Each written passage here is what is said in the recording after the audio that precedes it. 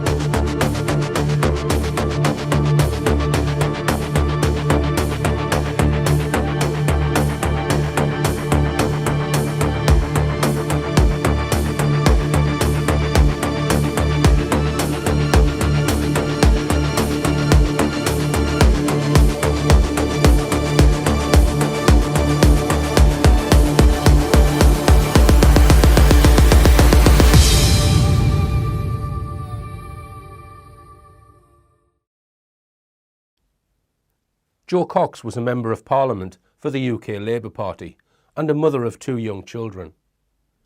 She was reported to have been assassinated on the 16th of June 2016 in broad daylight in front of many witnesses in the village of Birstall in Yorkshire outside a public library 6 days before her 42nd birthday.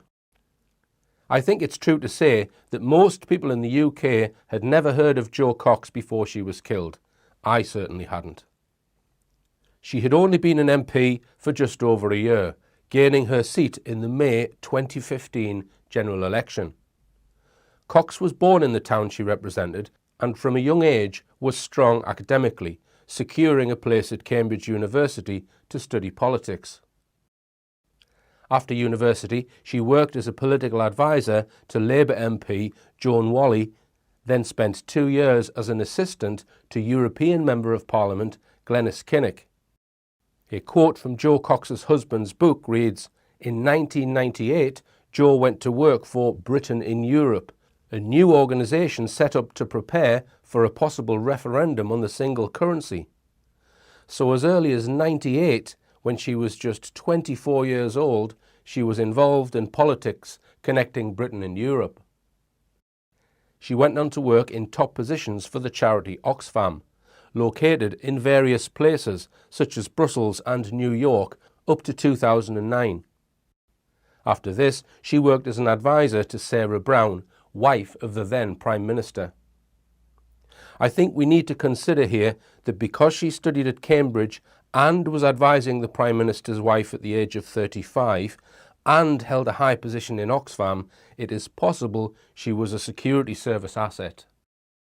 There is a whole range of other issues that Jo Cox was pushing, which I will not go into here. Mark Windows has described Jo Cox and her husband Brendan as change agents working for globalist interests, whose role is to destroy national sovereignty. After becoming an MP in 2015, she was probably most noted for her stance on the Syrian and Palestinian-Israeli conflicts. At the time of her reported death, she was campaigning in the UK's Brexit referendum and speaking strongly in favour for Britain to remain in the European Union.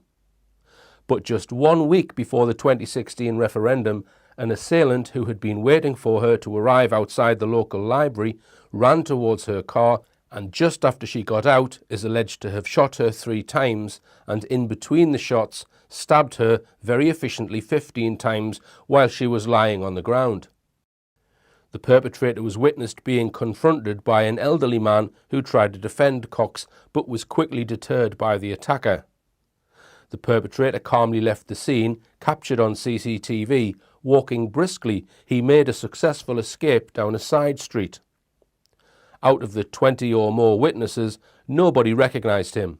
He was wearing a white baseball cap, was of medium build, had a greyish goatee beard, and was wearing a dark blue suit-type jacket.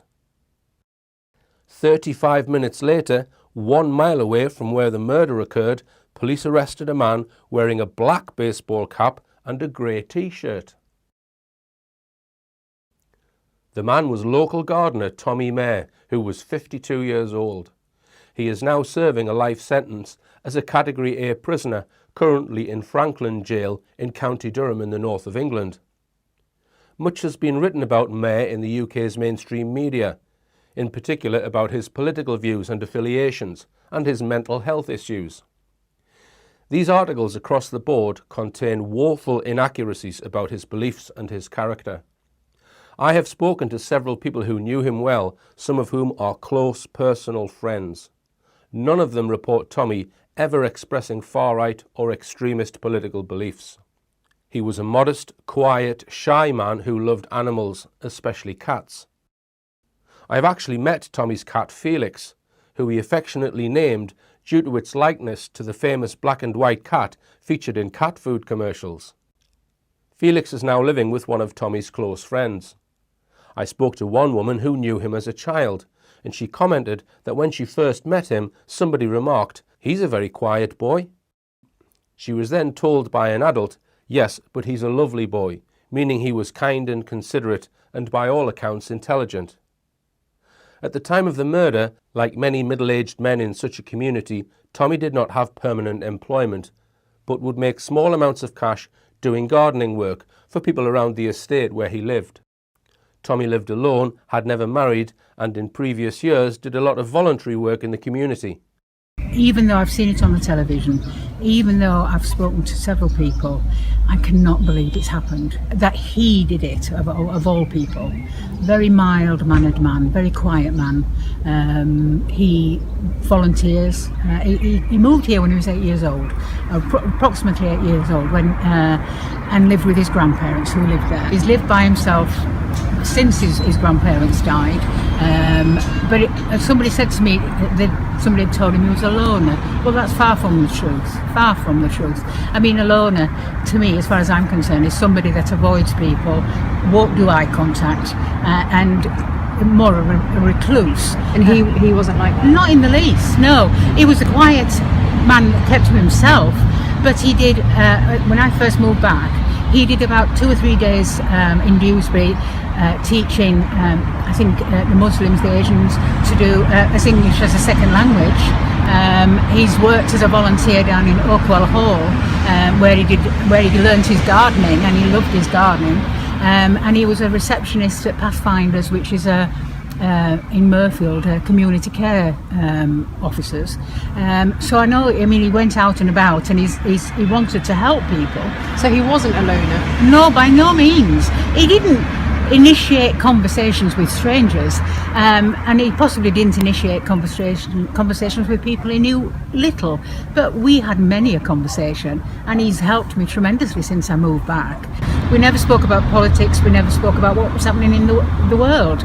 We spoke about our little corner and our day-to-day activities and just what was happening in the community. He's never been racist, never had a racist comment. I've never seen him angry, I've never heard him swear, even though he's been aggravated at times by the local children. They've never managed to make him cross. A more mild-mannered man you couldn't wish to meet. Okay, he may not have come over as friendly, but if you weren't his friend, he wouldn't have done, would he? Let's face it. I mean, we were neighbourly, we never went in each other's house, but we did things for each other. He did far more for me than I did for him. When my lawnmower broke, I came home one day and he mowed the lawn. I didn't ask him to do it, he'd just done it, you know. He was a man of routine. He had certain days, as far as I was aware, he had 3 days or part days, 1 full day and 2 part days doing the teaching. He did garden for locals. He did garden for the councillor that lived around the corner. He visited his mum to do jobs for her, and he took her shopping one day a week. He never went out on an evening, so I don't know where he met all these people. I know he was on the computer. I asked him once what his hobbies were, and other than his gardening, he says, well, I go on the computer, and he says, I watch the television. Yeah. So he never expressed anything about, South Africa, some right-wing magazine. Do you have any idea where he would have got? After hearing news that Tommy had been accused of a murder, his brother Scott said, I am struggling to believe what has happened. My brother is not violent and is not all that political. I don't even know who he votes for. He has a history of mental illness, but he has had help. His half-brother Dwayne said he volunteered at a special school several times a week and had never expressed racist or even strong political views. If we go back 18 years, when Tommy Mair was 34, a letter allegedly written by him has been made public, in which he writes to a pro-apartheid supporter in South Africa and speaks about his hopes of the white race prevailing in Britain and in South Africa. If we move forward 8 years to 2006, there was evidence discovered on a website which suggests that a magazine called SA Patriot was being sent to Tommy Mair in Birstall, but was being returned to the publishers unopened. Mainstream media have tried to exaggerate this evidence beyond reasonable argument. To me, it looks like his interest in such politics diminished as he got older. In my independent investigation into the murder of Jo Cox, I have visited Birstall several times, spoken to many witnesses, unearthed my own evidence, studied publicly available evidence, and consulted with a number of other researchers who have looked into the case themselves and attended the trial. In previous investigative documentaries, I have always presented evidence to the viewer first, before going on to explain conclusions or theories. In this film, I will present all the evidence to back up my findings, but I am going to depart from the usual sequence in order to make the film easier to follow. I think it's important for you to know about the following 5 points up front, which will make the evidence easier to explain.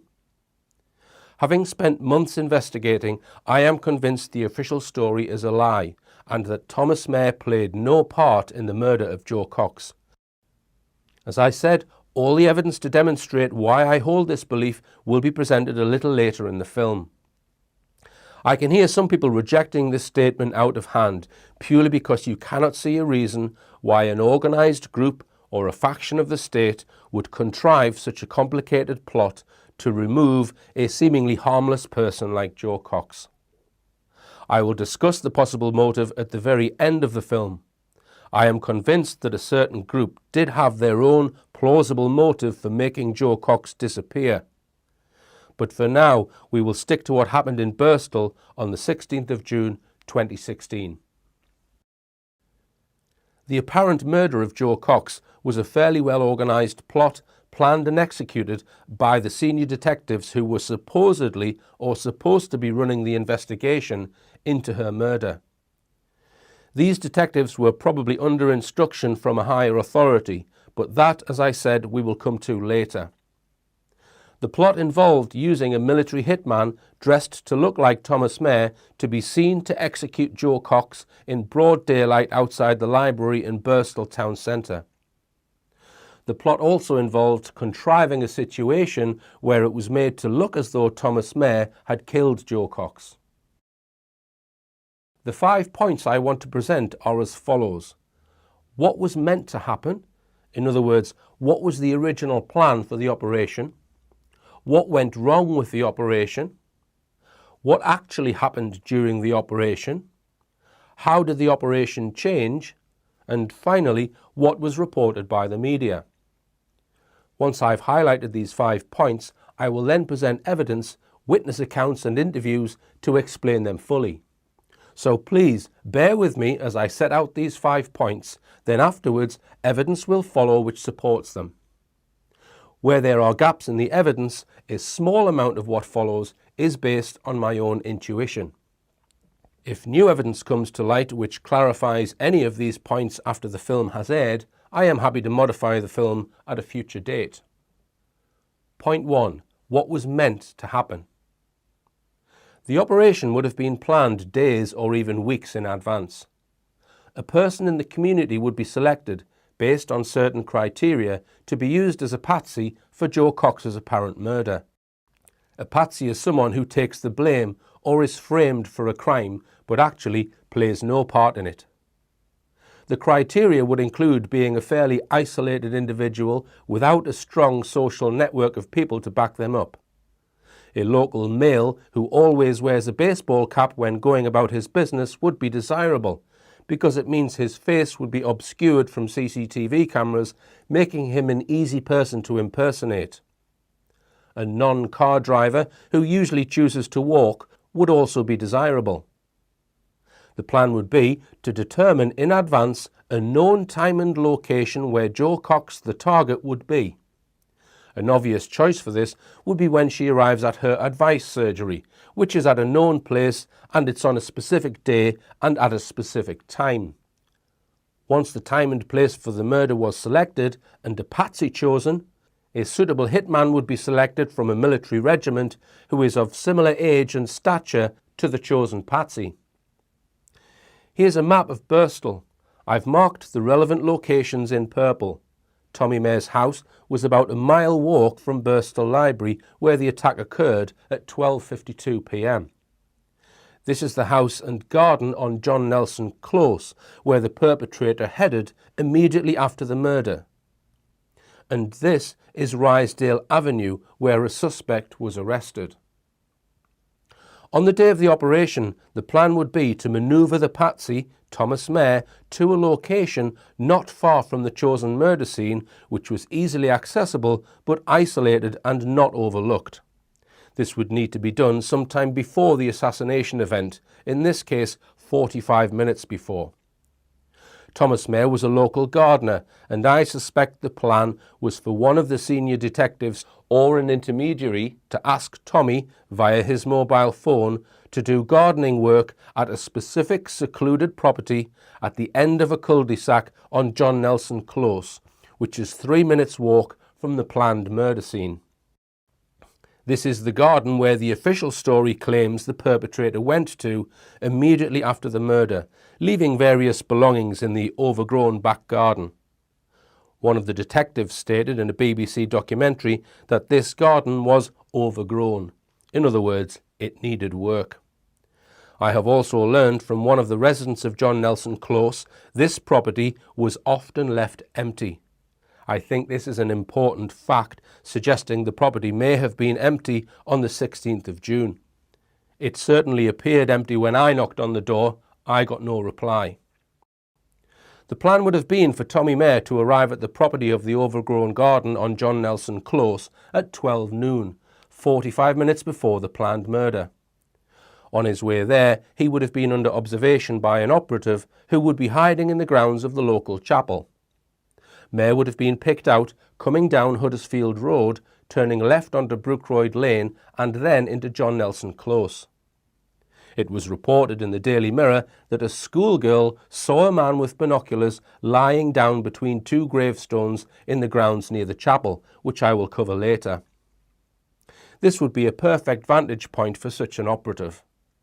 Once Tommy May was in position at the garden, the operative hiding in the grounds near the chapel would then report back to the operation. Tommy starts his gardening job in the secluded back garden. Meanwhile, the military hitman, carrying a similar bag to the patsy and wearing the same colour baseball cap, would be placed in Birstall town centre, waiting for Jo Cox to arrive.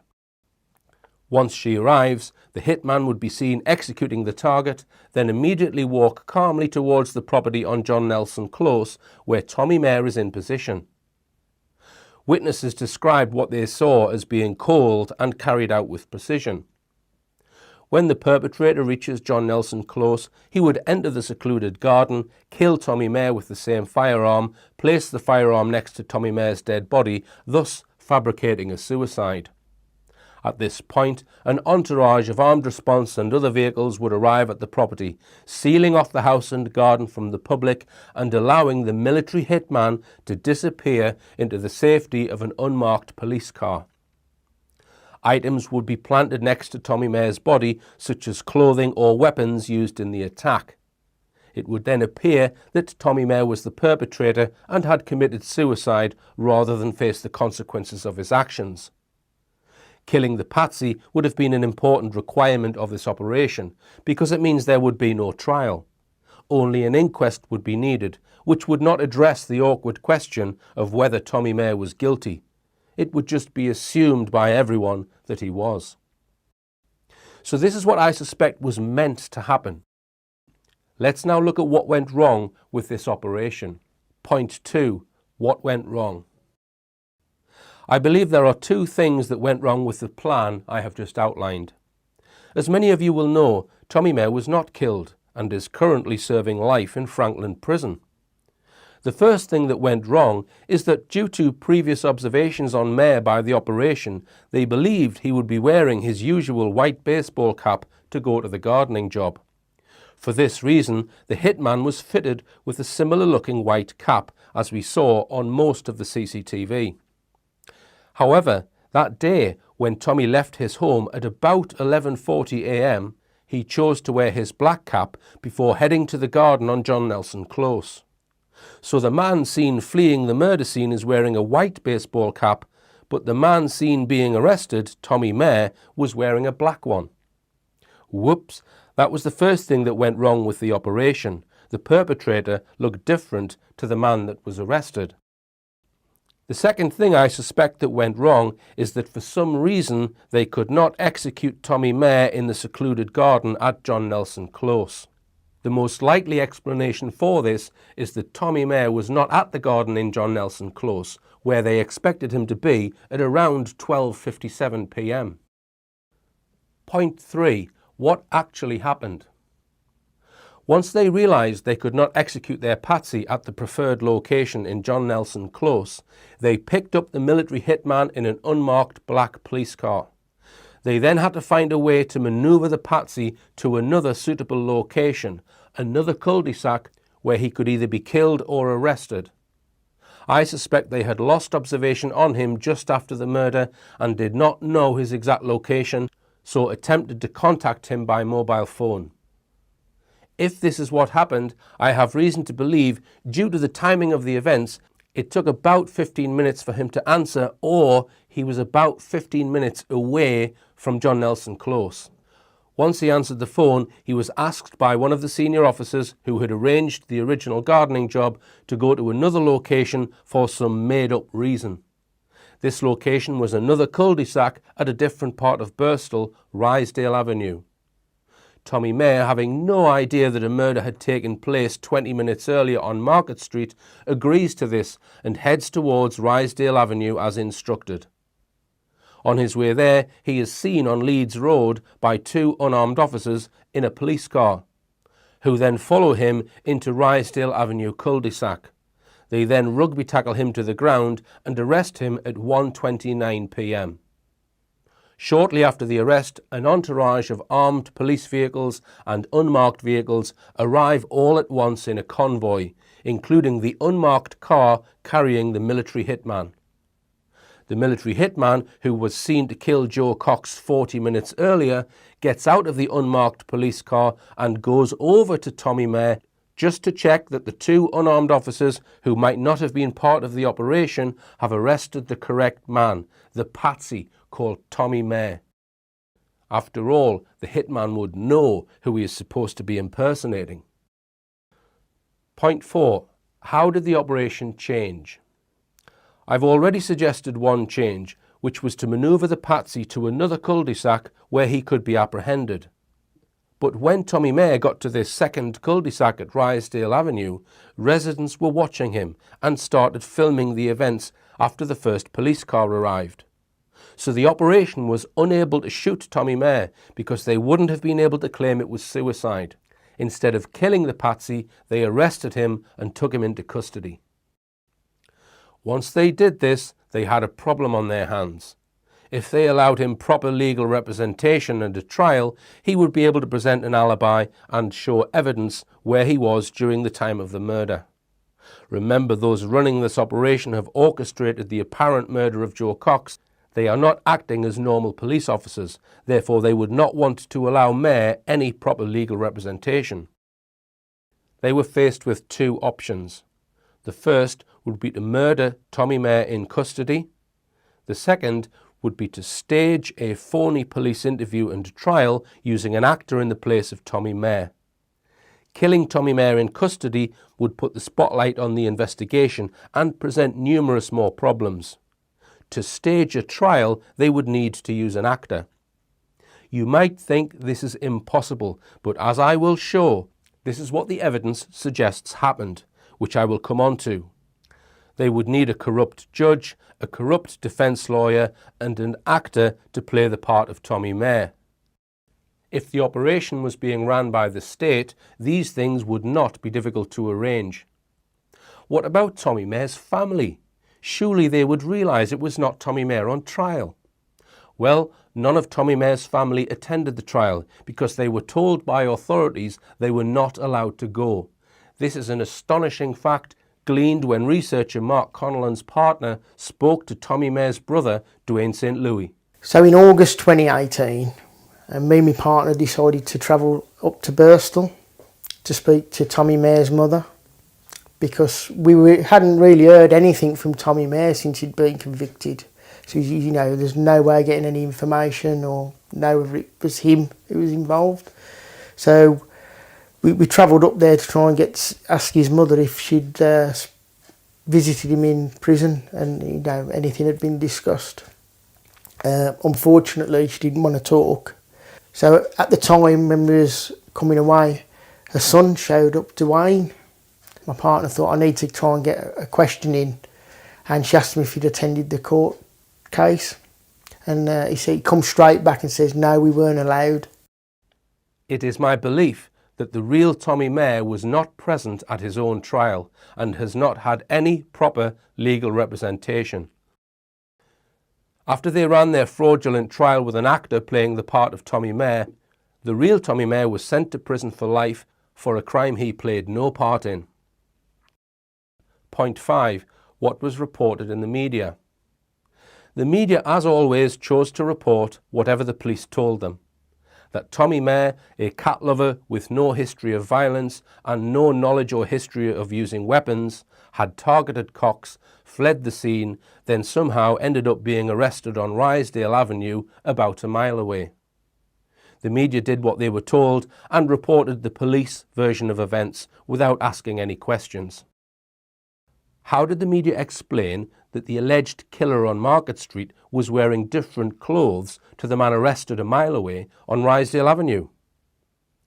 This was all dealt with by an alleged phone call presented at the dubious trial, which it is claimed was made shortly after the murder by eyewitness and plumber Darren Playford, who reported seeing the perpetrator wearing a white cap, then reported seeing the perpetrator disappear behind the Vaults pub, and then reported seeing the perpetrator resurface again wearing a black cap and grey t-shirt. I'll go into that evidence later in the film. Now that you understand what most likely happened, I am going to go through all of the most pertinent evidence I have been able to find, some of which is already in the public domain, some of which is revealed in this film for the first time. You can decide for yourself whether you think this evidence agrees with the points I have just outlined, or whether you believe the official story and just want to go back to sleep.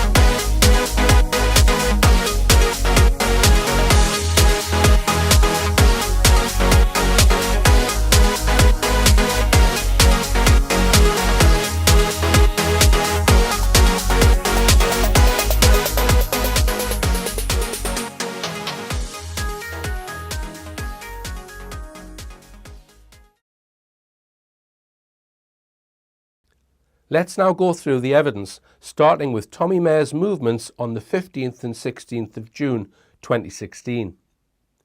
I'm going to show you all the CCTV footage I have been able to find in order to trace his path. This video clip showing Tommy Mare entering the library the day before the murder is widely believed to be the real Tommy Mare. I have shown it to locals who knew him well. Some say it is definitely him, another states it is very likely to be him. Before we go through every piece of CCTV I've been able to find from the 16th of June, we are going to compare this clip from the 15th of June with the CCTV footage showing the perpetrator fleeing the scene immediately after the murder. Damon is a martial arts expert and has spent decades analysing the way people move, their posture and their gait. When you're trying to teach somebody position and movement, you have to study the whole of their body language, and the more you do, the more experienced you become in seeing how you need to recorrect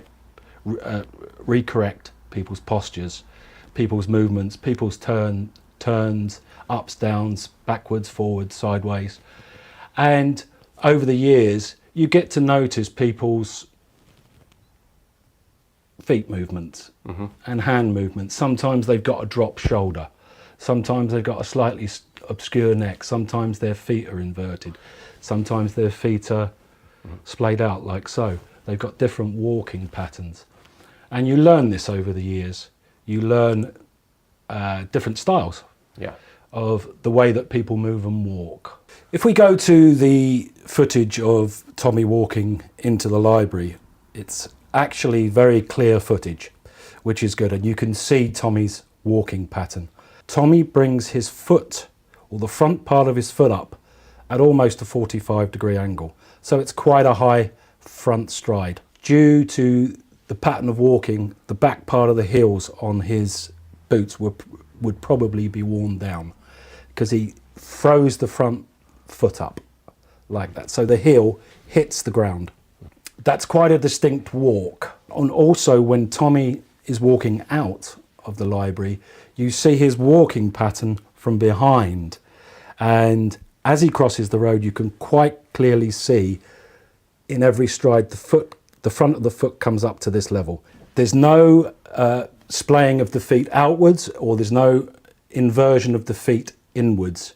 This is why I feel that this is very important evidence. Tommy has got a very distinct way of walking, and you will see, especially after the alleged shooting, as he's walking away, it's a totally different walking pattern. Now, how I've studied Tommy's walking pattern and this guy's walking pattern, they're totally different. This guy walks with what's known as being pigeon-toed. Okay, his feet are inverted as he walks. I also notice a slight limp from his left, okay, which is a very, very important point, because in some of the other footage, there's also a very similar walking pattern, and there's also this slight left limp.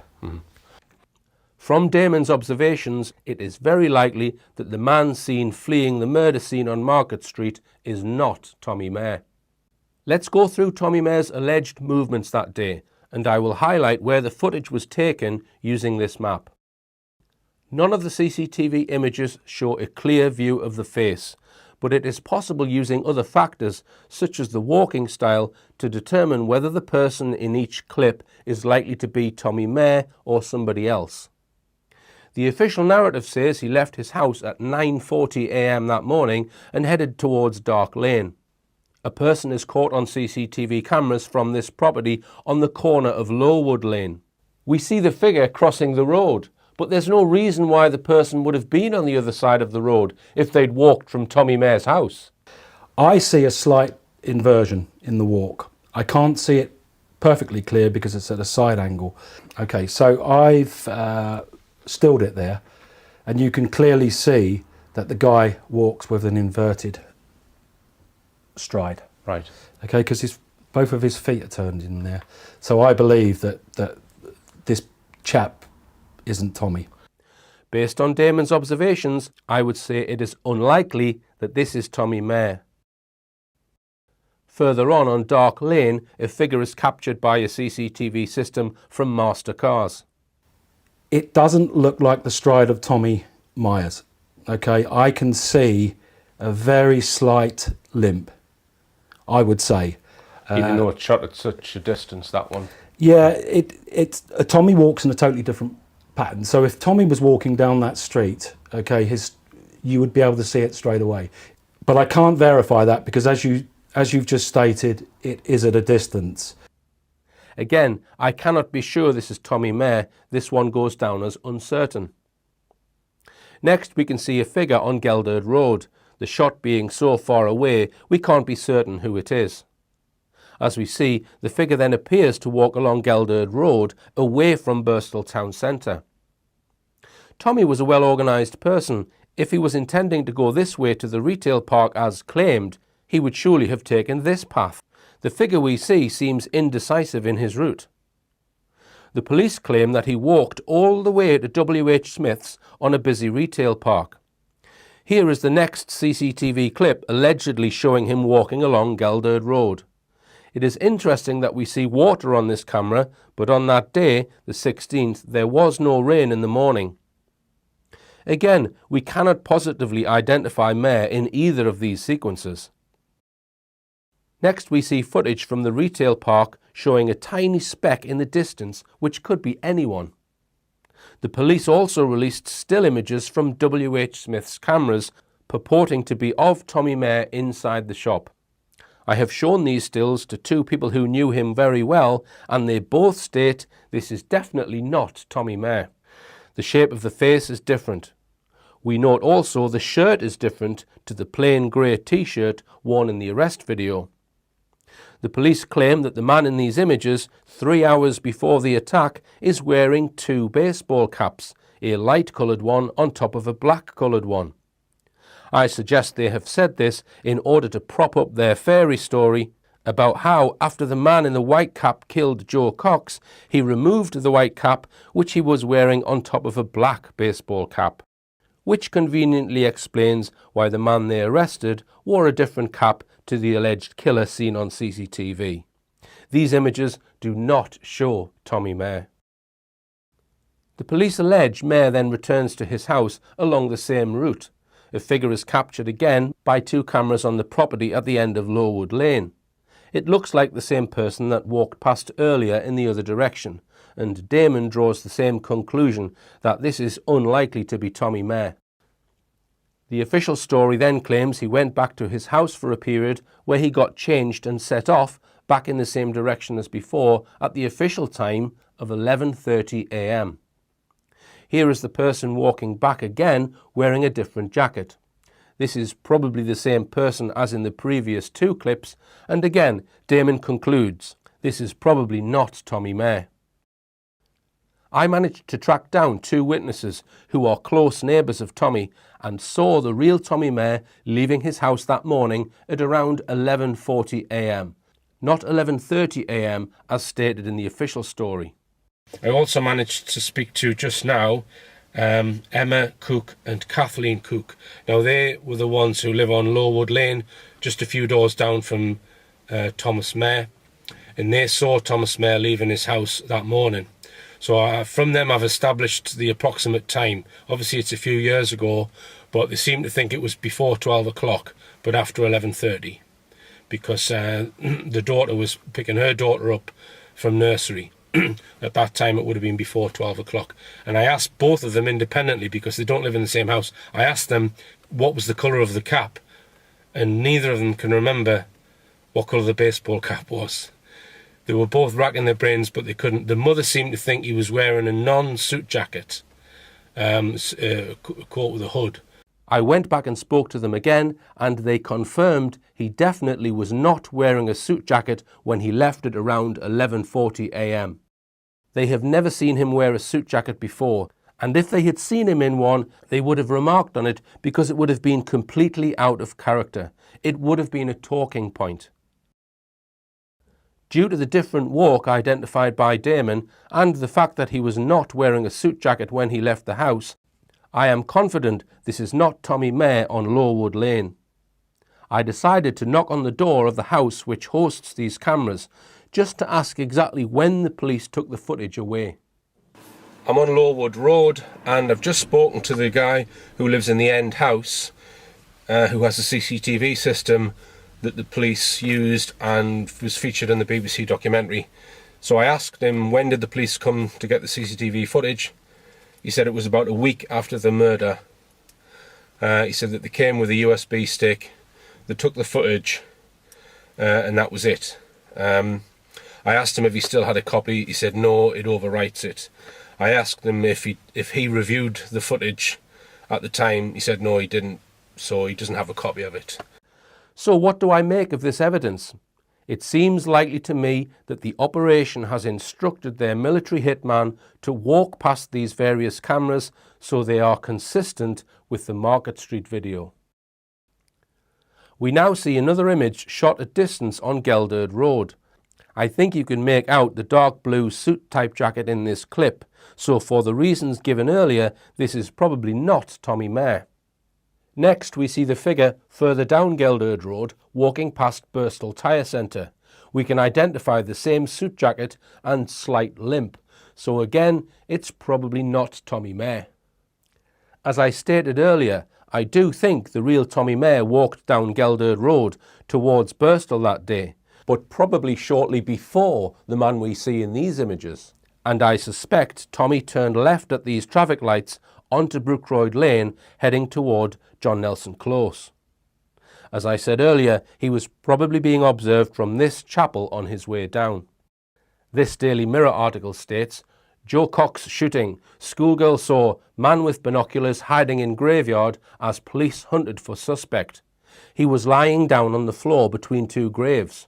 He was wearing a black hoodie and he had binoculars. He was only about 50 metres away.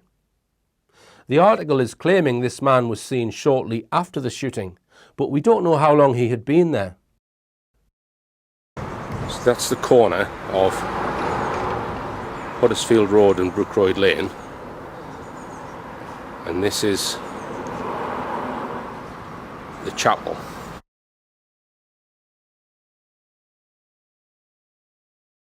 The two gravestones. I suspect this is where the operative was with his binoculars, lying on the ground next to these two gravestones. This is an ideal spot on this corner to see Huddersfield Road, so Tommy Mair would have arrived from his house into the village via Huddersfield Road, this road running along here. Also, he's got visibility of the corner of Huddersfield Road and Brookroyd Lane, and that's where the perpetrator walked to go into John Nelson Close. So if he was to stand at this corner here, he would be able to see all of that activity. So when the schoolgirl saw him lying down between these two gravestones, he's probably just been lying low, waiting for instructions from the operation. We pick up the figure next, walking towards the marketplace.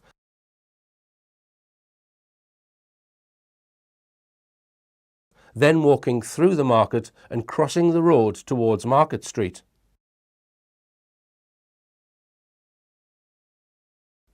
A limp can be identified. This is probably the same person, i.e. not Tommy Mair.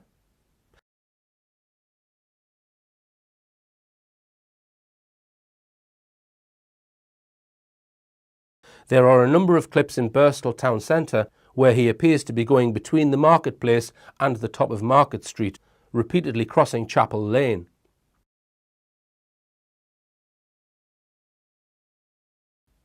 This CCTV camera is located on Chapel Lane at the top of Market Street outside the Vape Lounge, which is just 30 metres from the library. Here we get a good view of the suit jacket and the pigeon-toed, slightly inverted walk described by Damon. This is definitely not Tommy Mair.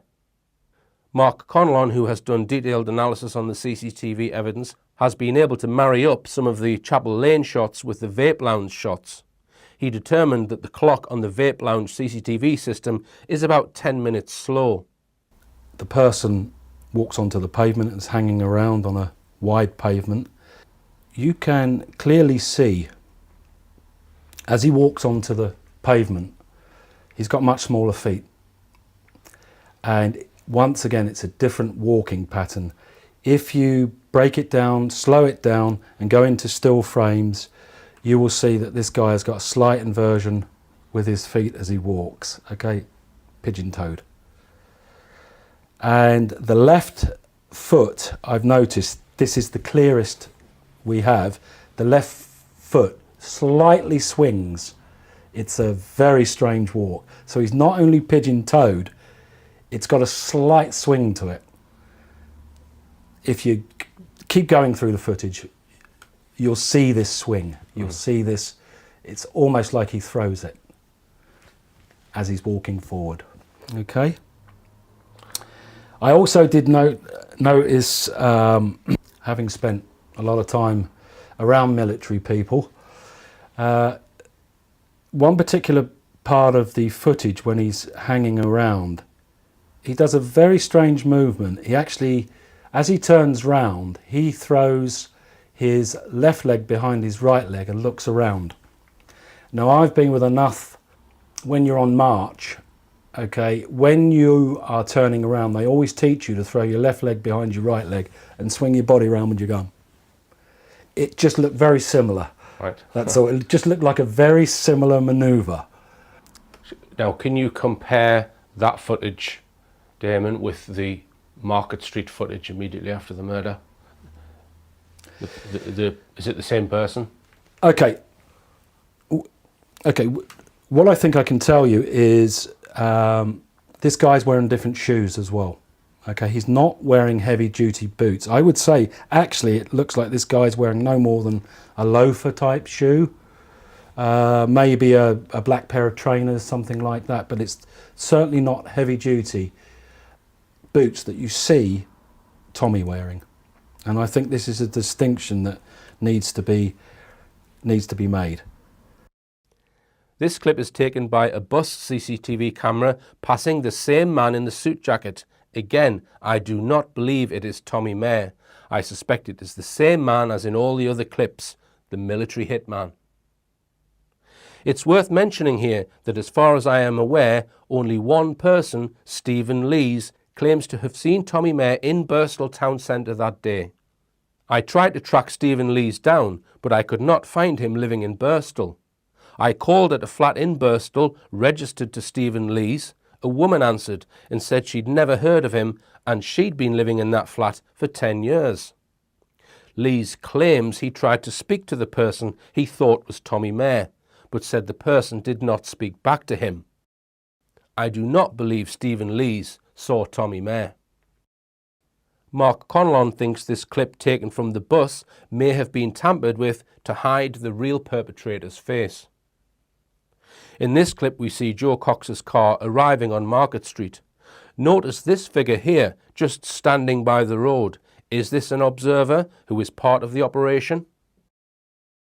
The car arrives at dead-on 12:51, but the police have censored the most important part at 12:52 when the attack occurs.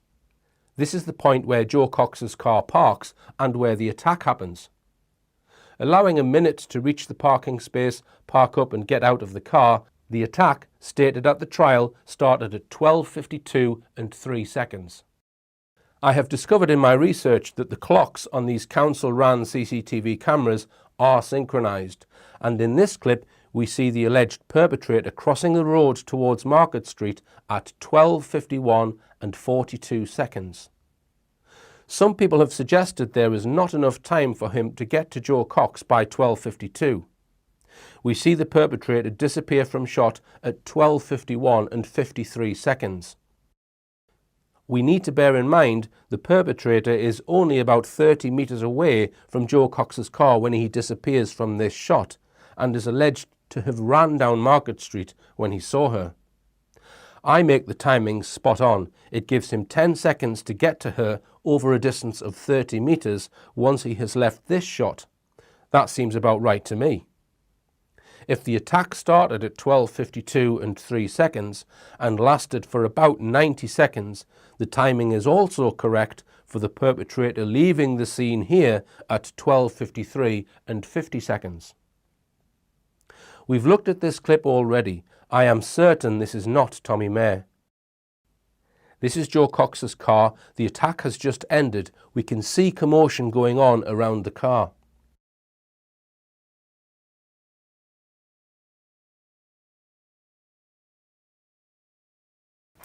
Market Street footage. There is this very distinctive walking pattern again, but if you study it very, very closely, he's not only throwing the left leg in, it looks like there's a sprain to me, and it looks like he's trying to walk normally, but you can quite clearly see in several places that he almost loses his balance. You can see that he sustained something, maybe a sprain, an ankle sprain during the attack. I don't know, knee sprain maybe even a lower back injury. Could be an ongoing injury, but there's a definite limp there. There's a definite, it's even more pronounced, I would say, than in the other footage. When he's walking down Market Street, you can clearly see the pigeon-toed walk, the stride, and mixed in with this, what I believe is to be a sprain, the guy once again has average sized feet. He doesn't have big feet. In my own opinion, the Market Street and Chapel Street is not Tommy. One of Tommy's friends told me that if Tommy wanted to go down Union Street, he would not walk all the way to the bottom of Market Street. He would cut across Tesco car park. We'll come back to the alleged murder itself later, but let's continue with the perpetrator's path after he leaves Market Street. It is claimed by two witnesses that he headed down Union Street. He was carrying a black holdall, a carrier bag and a brown coat over his arm. He is alleged to have dropped the brown coat on Union Street before continuing onto Huddersfield Road. The official story claims that he then headed to the garden I mentioned earlier on John Nelson Close, where the police say some of his things were found. However, there is no CCTV nor any eyewitness testimony of him going into John Nelson Close. There is a phone call from witness Darren Playford, who claims he followed the perpetrator after Union Street, which I will discuss in detail, but in Playford's phone call he does not say he sees the perpetrator entering or leaving John Nelson Close. The next CCTV image, which is not very clear, is filmed going up the beginning of Hillhead Drive.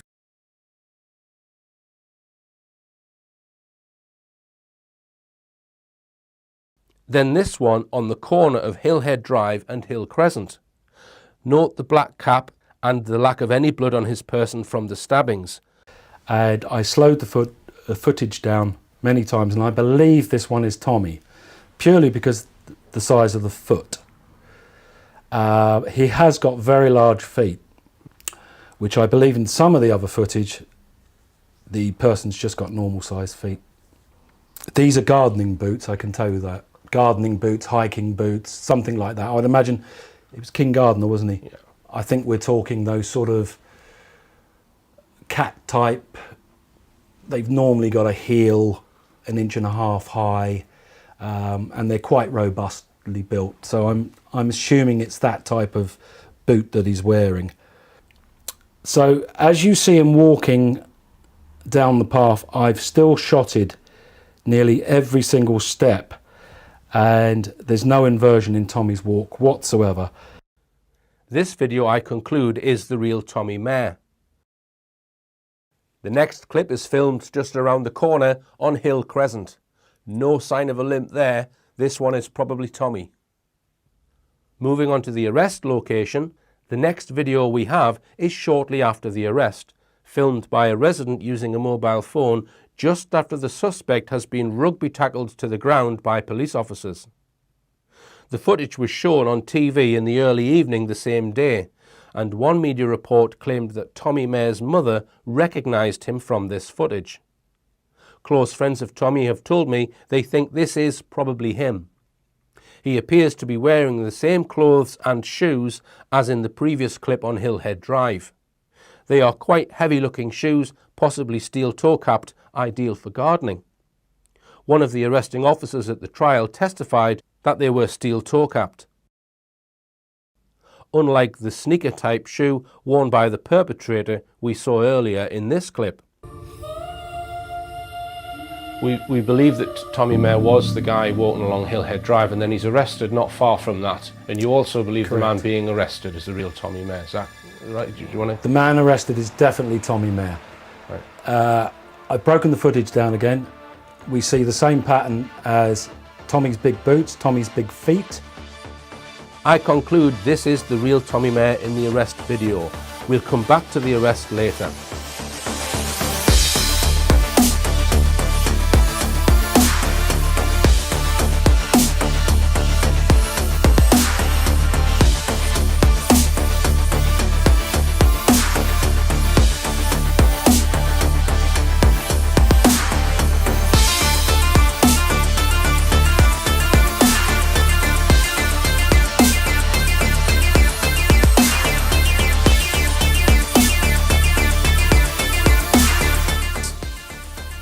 He had never come to the notice of the police before, living a solitary lifestyle with no social circle around him. This was a murder motivated by Mayer's apparent political and ideological beliefs involving the use of a firearm, and as such was an act of terrorism. Evidence of his interest in the extreme right wing has been uncovered. Nothing can excuse the evil and the horror his actions brought to the town of Birstall on the 16th of June this year.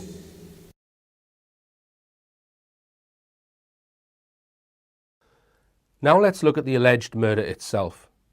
Jo Cox arrived in a silver Vauxhall Astra with two other women, Fazila Aswat, who was driving, and Sandra Major in the passenger seat, with Jo Cox herself in the back.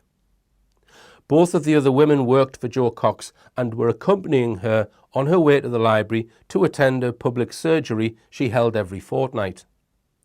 Almost as soon as Jo Cox was out of the car and stood on the pavement, she was attacked by the man in the suit jacket and white baseball cap.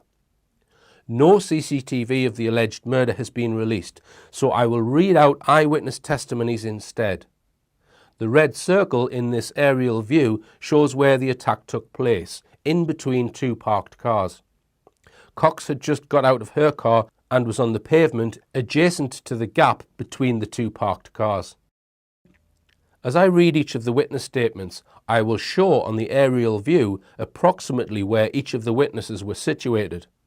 I am sure there are more witnesses, but here is a selection of 15 I have managed to find statements from. Some of these statements are from the trial. The first two on this list, Sandra Major and Fazila Aswat, were featured in a BBC documentary, Death of an MP. So I will show their testimonies from that programme. I saw a man coming towards us and he just shot Jo in the head. Just like that. Didn't speak a word, didn't say anything. Just walked down the road and shot Jo. I was a bit shocked. At first, I had this irrational thought that it was some sort of publicity stunt about Brexit.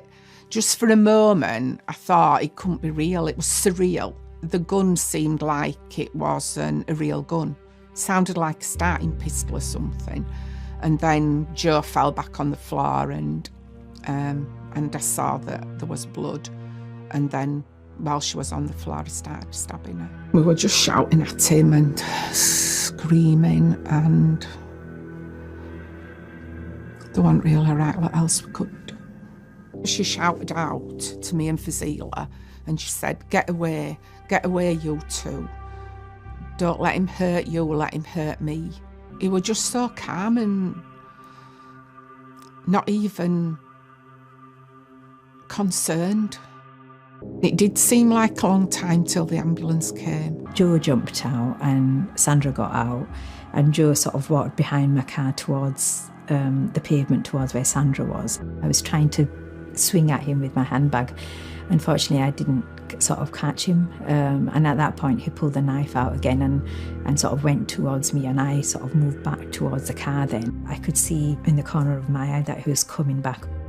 I mean, all I could do was say, Jo, please get up, think of Layla and cooling her. just think of the kids and please get up, please move.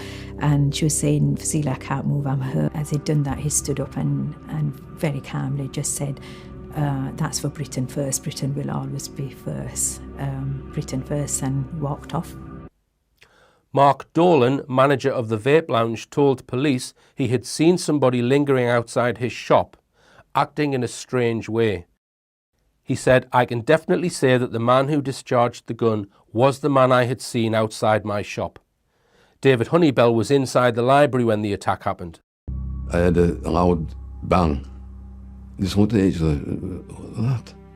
So I stood up and went to the door. I saw this bloke with a knife stabbing someone. So I went back into the library and said to anybody who would listen, call the police, quick, call the police. He came back, went to his bag and got a gun out. And he stood over Jo, just straddled her and aimed straight to the head and shot her in the head. Then he stepped back, cocked his gun and shot her in the midriff. Also witnessing from inside the library was Stephen Connolly. It was very cold. He just very coldly walked away. He just looked like a dishevelled old man, to be honest. Julie Holmes was working in the cake shop almost directly across the road from the attack. I saw Mrs. Cox fall backwards into the road and thought I saw the man punching her while she was on the ground. I realised he was stabbing the lady all over the top half of her body. He briefly left only to return and carry on stabbing Mrs. Cox. Just behind the car I could see something black and he went into the bag. He came back with a gun in his hand, but not the knife. At that point I closed my eyes and heard a really loud popping noise. He did something with the top of the gun and then he pointed it at the lady again. He then took a step sort of into the road and he looked around and he looked towards where I was stood and he looked me in the eye and he lifted the gun, not pointing it towards me, but just in a gesture. I ran behind the counter. All the time I was looking out of the window. I went to the door and locked it. He went back onto the pavement where the black bag was, he put something in it, 2 things, and he picked up the bag. Clark Rothwell was further down the street. I was outside the sandwich shop close to the library when I heard a popping sound. I looked around and there was a guy standing over a woman on the floor. He seemed to have what looked like an old gun, like a musket in his hand, and he shot her again in the middle. He then seemed to shoot a 3rd time towards her head or face. He was also stabbing at her with what looked like a hunting knife, about 1 foot long. He was stabbing her and waving the knife around. A man who I know as Bernard tried to get near, but the man swung his knife around and caught him in the stomach. Blood started coming out. He was shouting what sounded like, Britain first, but then seemed to panic and hurried off. He seemed scared and hurried off towards Union Street, dumping a jacket on the floor. I got into my van and tried to follow him, but I lost him. Just up from the library, Ben Abdallah emerged from the Azura Cafe. The customers and I went outside and I saw a guy with a baseball cap of medium height roughing up someone, moving and kicking his legs. The attacker then pulled out a gun. It was like a makeshift gun. It was chunky like a cucumber. It wasn't like a normal gun you see, but like an old-style handgun. He fired the first shot, then the second shot. There was probably 3 or 4 seconds in between them. There was a lady. Her head was tilted back and her hair was roughed up, and her face was bleeding. Her leg was bleeding, but I could see she was alive because she was leaning on her hand. Jack Foster parked his car on Market Street shortly before 1 p.m. and visited William Hill betting shop. He heard shouting and screaming and said, I saw the defendant with a gun. I shouted at the top of my voice, leave her fucking alone. I saw Jo stood behind a parked car. Jo was stood more or less outside the library. I saw she got shot twice. I heard him shout Britain first or something along those lines. The attacker wore dark clothing, a baseball cap and carried a holdall which he put his gun inside. Rashid Hussain, a taxi driver, had just arrived on Market Street. I heard a noise like a firecracker going off or fireworks going off before the sound of people shouting and screaming. Everyone was going towards the library. I parked my car there and went towards the library. A guy was stabbing someone. When I reached near, he stepped back. I said, what are you doing? What's wrong with you? He just started waving the knife towards us, saying, move back, otherwise I'm going to stab you. I stepped back when I was told the attacker had a gun. He shot once, moved back and shot again. I saw Mrs. Cox bleeding from the mouth.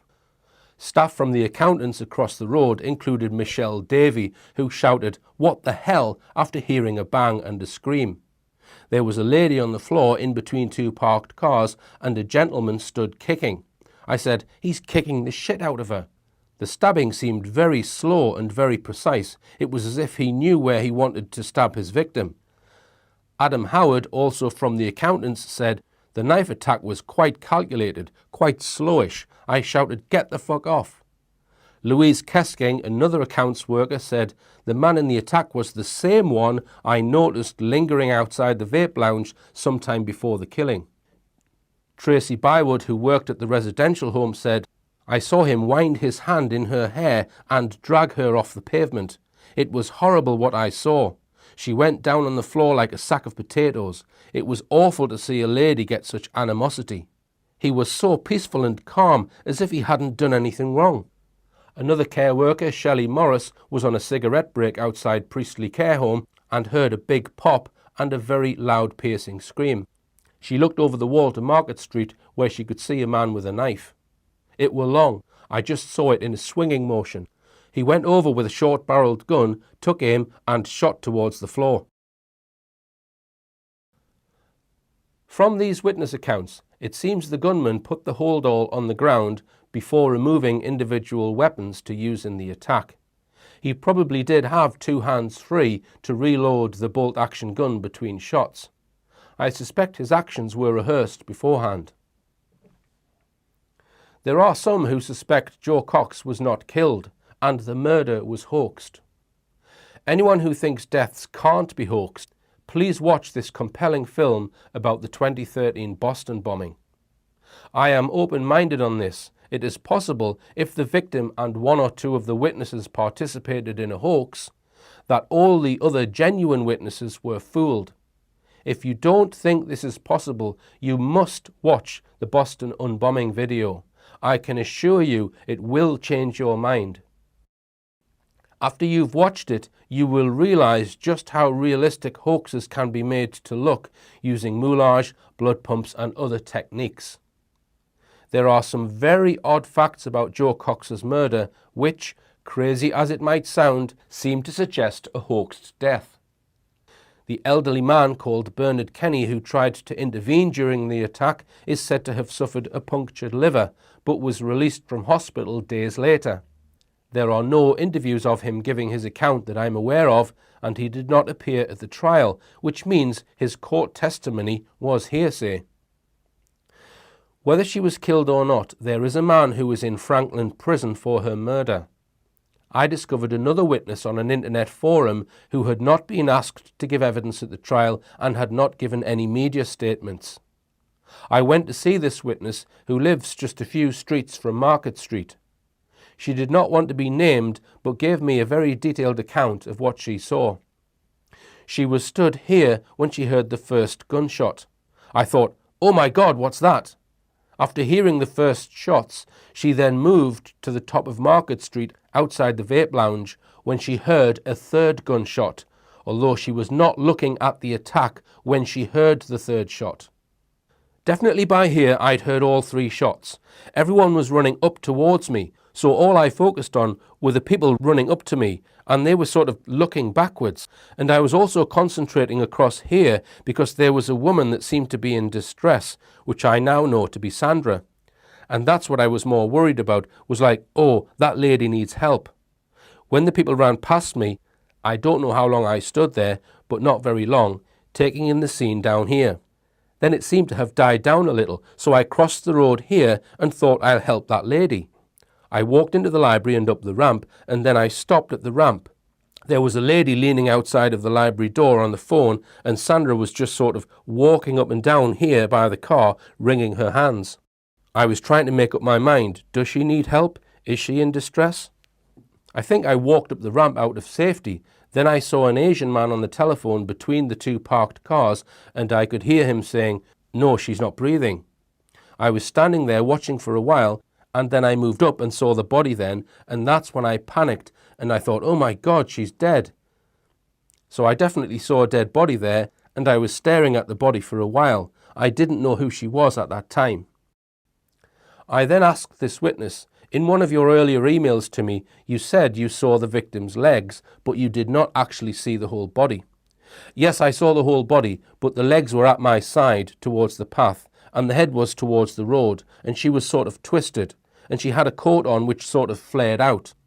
I was quite shocked when I got back to the news. In fact, I said to me dad, that's not her because of the legs. Because of the legs. The legs were quite stocky, and the photos they were showing, Jo Cox was really small.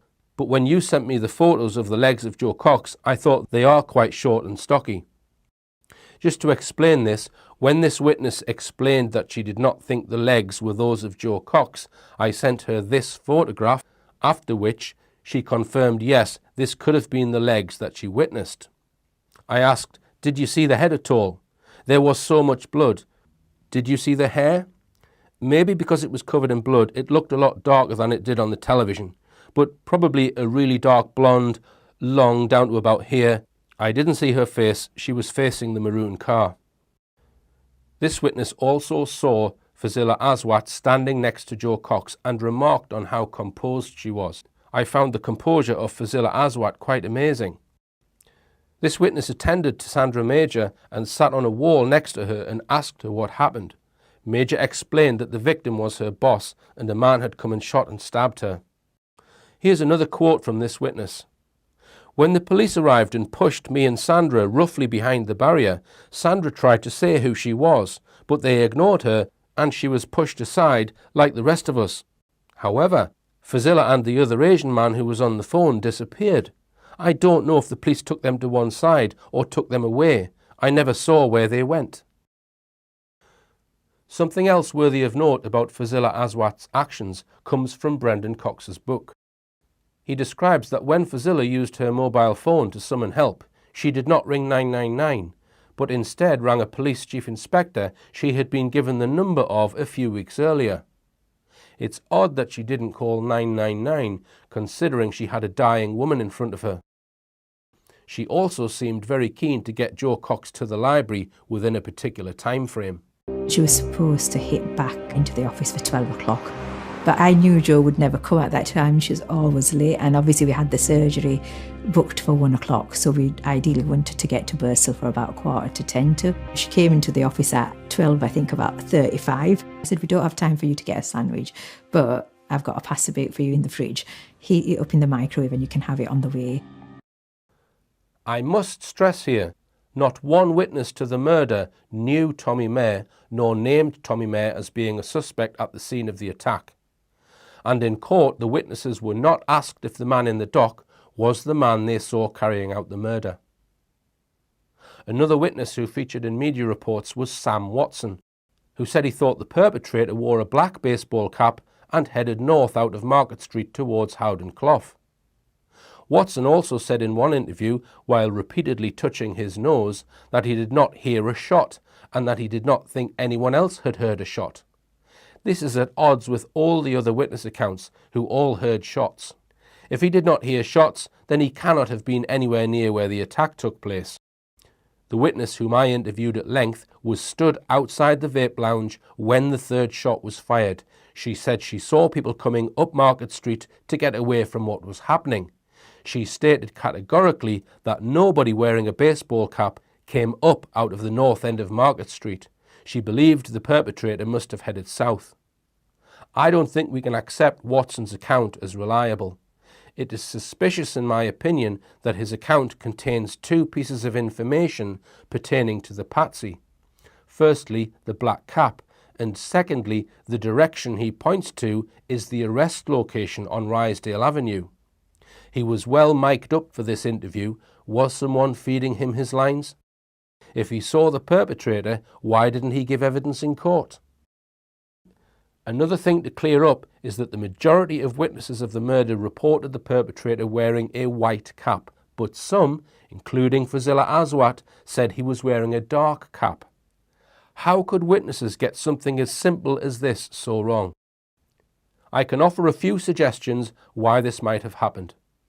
If this was a state operation, as I suspect, some of the witnesses might have been part of the operation, or controlled witnesses placed near the scene so that there is some degree of control. They can be used to control other witnesses, for example. When they realised their cock-up with the colour of the baseball cap, they may have panicked and asked their controlled witnesses to change their statements so they line up with the man that was arrested. Or witnesses might have read about or heard about the man being arrested wearing a black cap and replaced their recollection with this information. Predominantly though, witnesses saw the attacker in a white cap, and this is shown consistently in CCTV images, but the man in the white cap was not Tommy Mair. The first-hand witness I have interviewed said she stayed at the scene for about 20 minutes before she left. She states that the police arrived after about 15 minutes and that she did not witness any ambulance during the 20-minute period she was at the scene. I have been told the official arrival time for the ambulance was 1:01, which is 9 minutes after the attack. If this is correct, it's possible the witness either did not see the ambulance behind all these other vehicles or has not judged the time correctly. The official story states that she was pronounced dead at 1:48 p.m. by a doctor with paramedics at the scene. This was probably inside an ambulance. So 56 minutes after the murder, she was still in Market Street, which seems a long time. Why wasn't she whisked to hospital? One part of this mystery, which might also point to some sort of state operation, was what happened to the body after it left Market Street. Here is an email I received from a viewer. My nephew's mother works at NHS Leeds, specifically working on the NHS's legal code of conduct when dealing with murder cases. When the Jo Cox murder happened, the body was taken straight down to London, breaking all legal protocol. Apparently the Leeds staff were not allowed any access to the body and were kept away. As far as I am aware, this is illegal without the permission of the local coroner. And why did they not allow the local coroner's office to deal with this body? What were they afraid of? Is this evidence of a hoaxed death? It wasn't just Cox that was whisked to London. Thomas Mair's first legal hearing at Magistrates Court was held in London on the 18th of June. There is no logical reason for this. Also, why was the trial held in London? As far as I'm aware, there's no reason to hold the trial in London. It should have been held in Yorkshire. Think of all the people that had to travel to London and be put up in hotels. This evidence suggests the operation was being ran from London. I've just arrived in Bristol, so the first thing I thought I would do, seeing as it's dark, is walk the distance from Thomas Mair's house to Market Street. So I set off from his house at bang on 10:15 p.m. So I'm doing a purposeful, fairly fast walk as he was on camera. We'll see how long it takes to get to Market Street. So I'm on Market Street now and it's bang on past. It's taken me 15 minutes. I'm now going to do the walk from here to Rydesdale Avenue. So I'm going to walk into the street that he's supposed to have changed his clothes, John Nelson Close, and just walk to the bottom. So I'm at the very bottom of John Nelson Close, so turn around now and then start heading towards Rydesdale Avenue. So it's taken me 17 minutes. I'm on Rydesdale Avenue now. This is the spot of the arrest. I want to look now at what happened after the perpetrator left Market Street. If we go by CCTV evidence, we cannot say where the perpetrator went after he reached Huddersfield Road. I think it is entirely possible that at this point, those running the operation knew Mair was not in the garden at the cul-de-sac of John Nelson Close and therefore abandoned the plan for the perpetrator to go to the garden. So I think it's possible the perpetrator was picked up by an unmarked car shortly after getting onto Huddersfield Road. The police allege that the perpetrator's dark blue suit jacket, his white cap and some shell casings for good measure were found in the secluded, overgrown garden some days after the murder. I do not think we can infer from this that the perpetrator went into the garden, because these items could easily have been planted there at a later time. In my investigation, I spoke to a man whose parents live on John Nelson Close. His parents live 2 doors from the garden in question, and his aunt and uncle live next door to the garden in question. He told me that nobody had seen any person go into or out of the garden that day. And he said he was not aware of any witness living on John Nelson Close who saw anyone go into or come out of the garden. I am not aware of any witness at the trial seeing a man going to or from the garden either. The man I spoke to also said that the police told his parents it was unusual that nobody had seen the perpetrator. Well, it's not unusual if the perpetrator wasn't there. I suspect Tommy Mair was not in the garden where he was supposed to get shot, so the perpetrator did not bother to go there and was instead picked up in a vehicle. I don't think the operation knew whether Tommy successfully reached the garden, but decided to leave the jacket and cap at that location because if he had been in the garden, it means the evidence trail would be consistent with Tommy Mair leaving the garden without the suit jacket and white hat. Ridiculous as it might sound, the police claim the perpetrator jumped into the garden wearing 2 caps, then removed one of the caps, removed his jacket, reloaded his gun dispensing of shell casings, and then made his way to Rysdale Avenue for no apparent reason.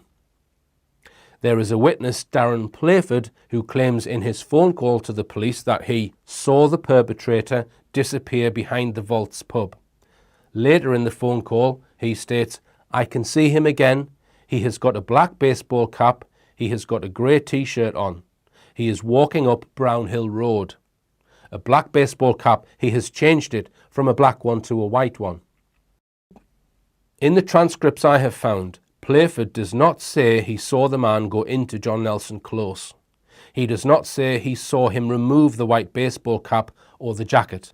If Darren Playford's phone call is 100% genuine, and I will come to that in a second, it is entirely possible that he has seen 2 different men. It is possible he saw the perpetrator wearing a white cap disappear behind the Vaults pub, then sometime later saw Tommy Mair wearing a black baseball cap and grey t-shirt walking up Brownhill Road and assumed they were the same man. But there is another major issue with this evidence, which is the timing of the events. The official story claims that after the perpetrator left John Nelson Close, he headed briskly up Brownhill Road and followed this route to Rysdale Avenue, where he was arrested. I have walked all of the routes and timed them myself. It takes 3 minutes to get from the bottom of Market Street to the garden on John Nelson Close. He left Market Street at 12:54.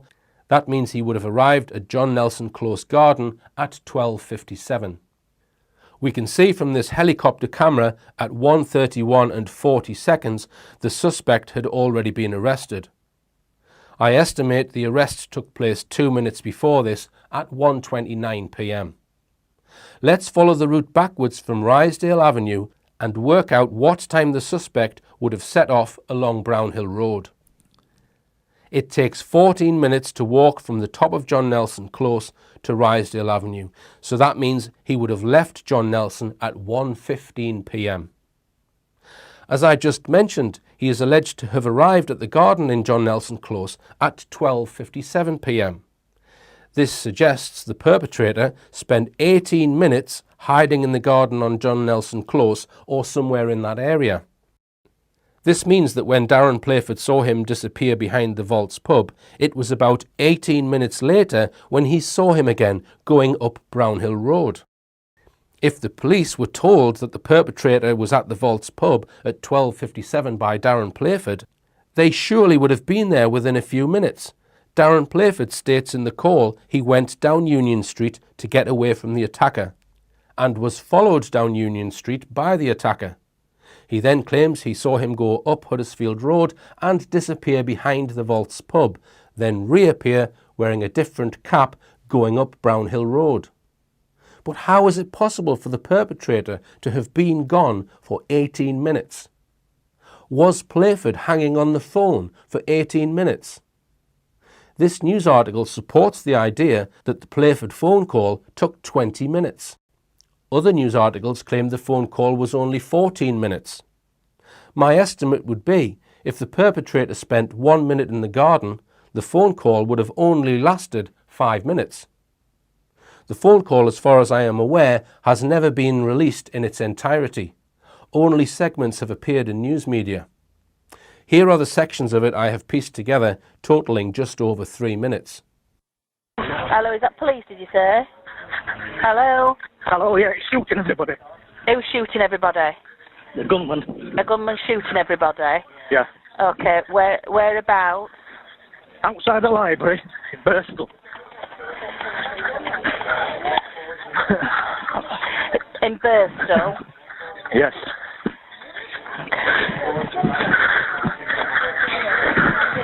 Just confirm that location for me, please. Outside the library in Bristol, West Yorkshire.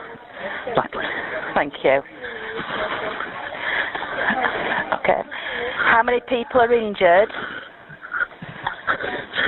I don't know, he stabbed someone as well. He stabbed someone as well? I stabbed a lady.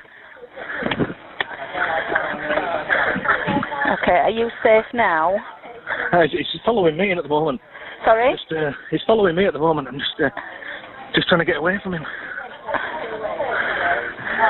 He's walking now towards, if you get the helicopter, he's walking towards Huddersfield Road. He's walking towards Huddersfield Road? Yes, the main Gelded Road. Yeah. Near the Vaults pub.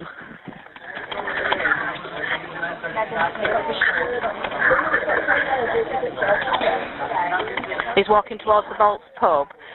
He's walking away from the Vaults pub. Yeah.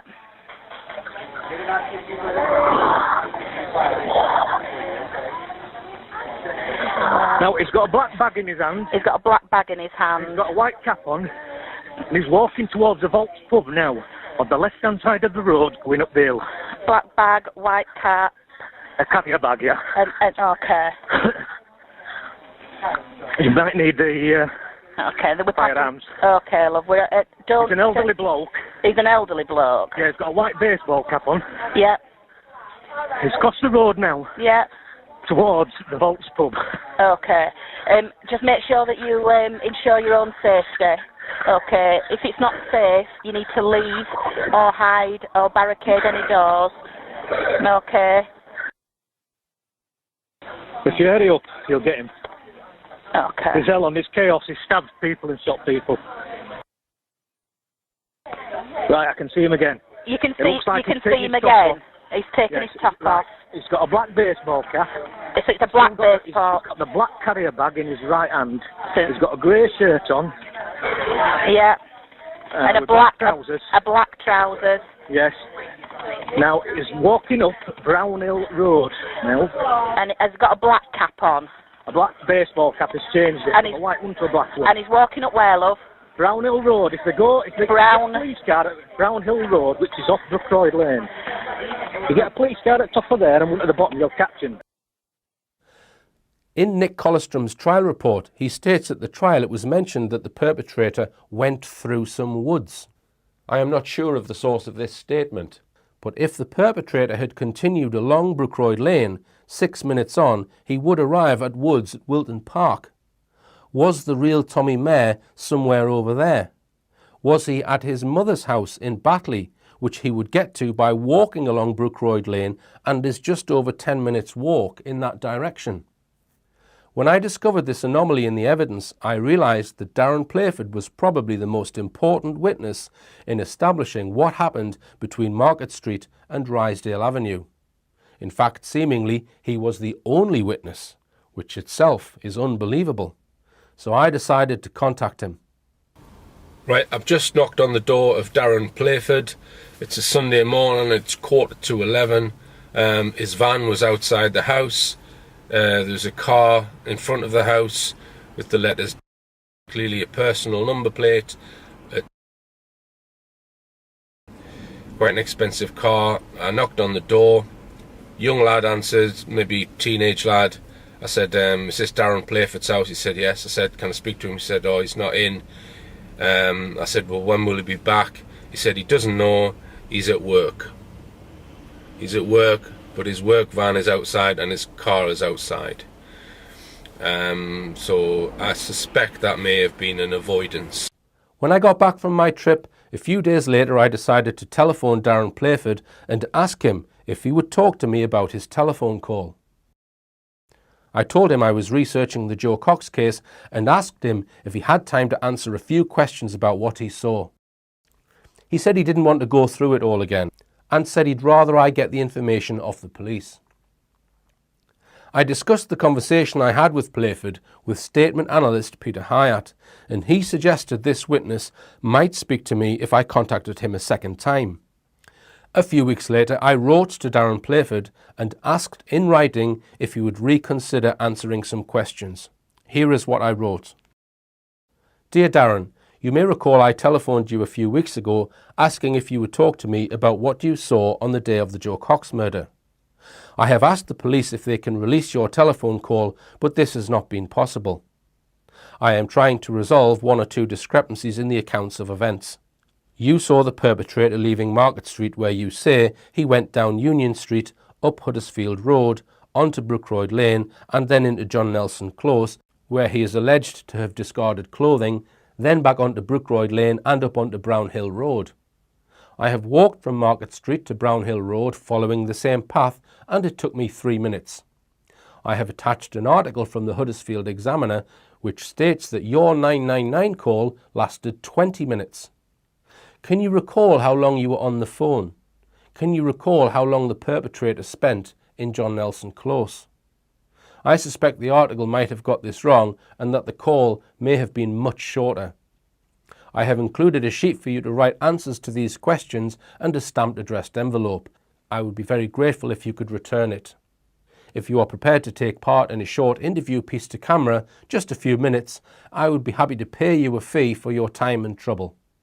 I hope you can help me with this, Darren. I am trying to find a truthful account of what happened. Best wishes, Richard Hall.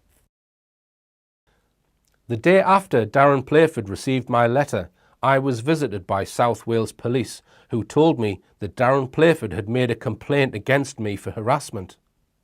You can judge for yourself whether you think this was an overreaction.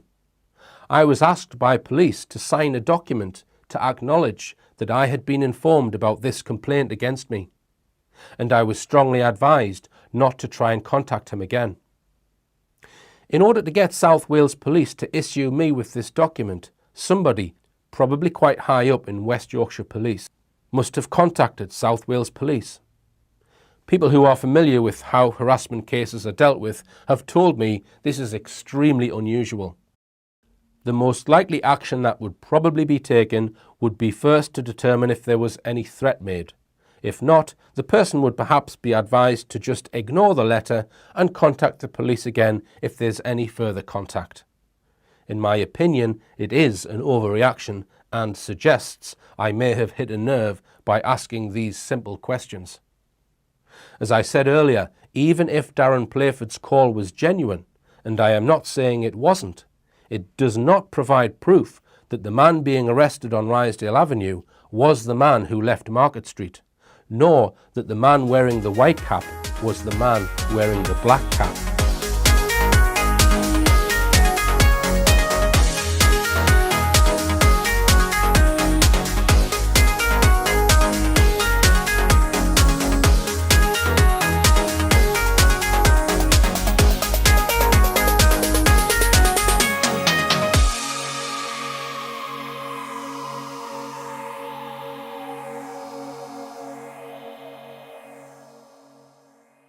Just having 5 minutes filming in the park here and spent the night here, and when I went to Birstall, parked in the Tesco's car park next to Market Street, who pulls up? Darren Playford in his van on Market Street, parked right near where he was parked on the day of the murder.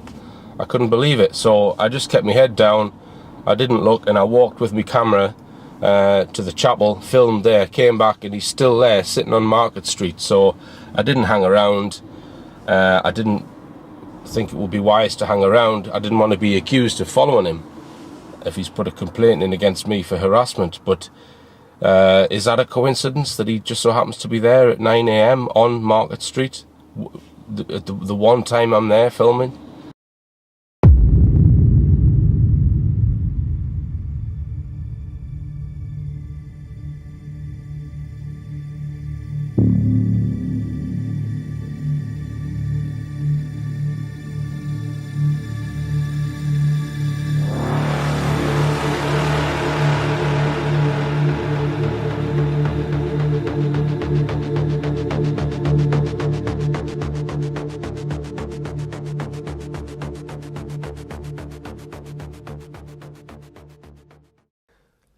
As I explained earlier, a person was caught on CCTV walking around this corner.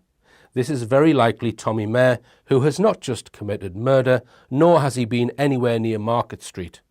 He seems to know where he is headed, and as I suggested earlier, he may have been redirected by a bogus phone call to get him to head towards another cul-de-sac. His journey took him along Leeds Road, where two unarmed officers in a police car saw him as they drove past him. One media report claimed their sighting of him was at 1:10 p.m. This time is impossible because they arrested him here at 1:29 p.m. The time these police officers saw him would have been at about 1:28 p.m, not 1:10 p.m. After seeing him, they immediately swung their car around, followed him into Whitehorse Close and arrested him on Rysdale Avenue. That would not have taken more than a minute. 1:10 p.m. is 18 minutes too early, and I suspect this has been stated deliberately incorrectly in order to cover up the missing 18 minutes I delved into earlier. I will let the police officers describe in their own words what happened. We were about a few miles away with Craig, and we was on the radio, and we decided we were sent into the area to have a look for the suspect, and we got told to proceed with caution because he was obviously armed still, and he possibly had a gun and a knife on him. So then you saw Thomas Mair?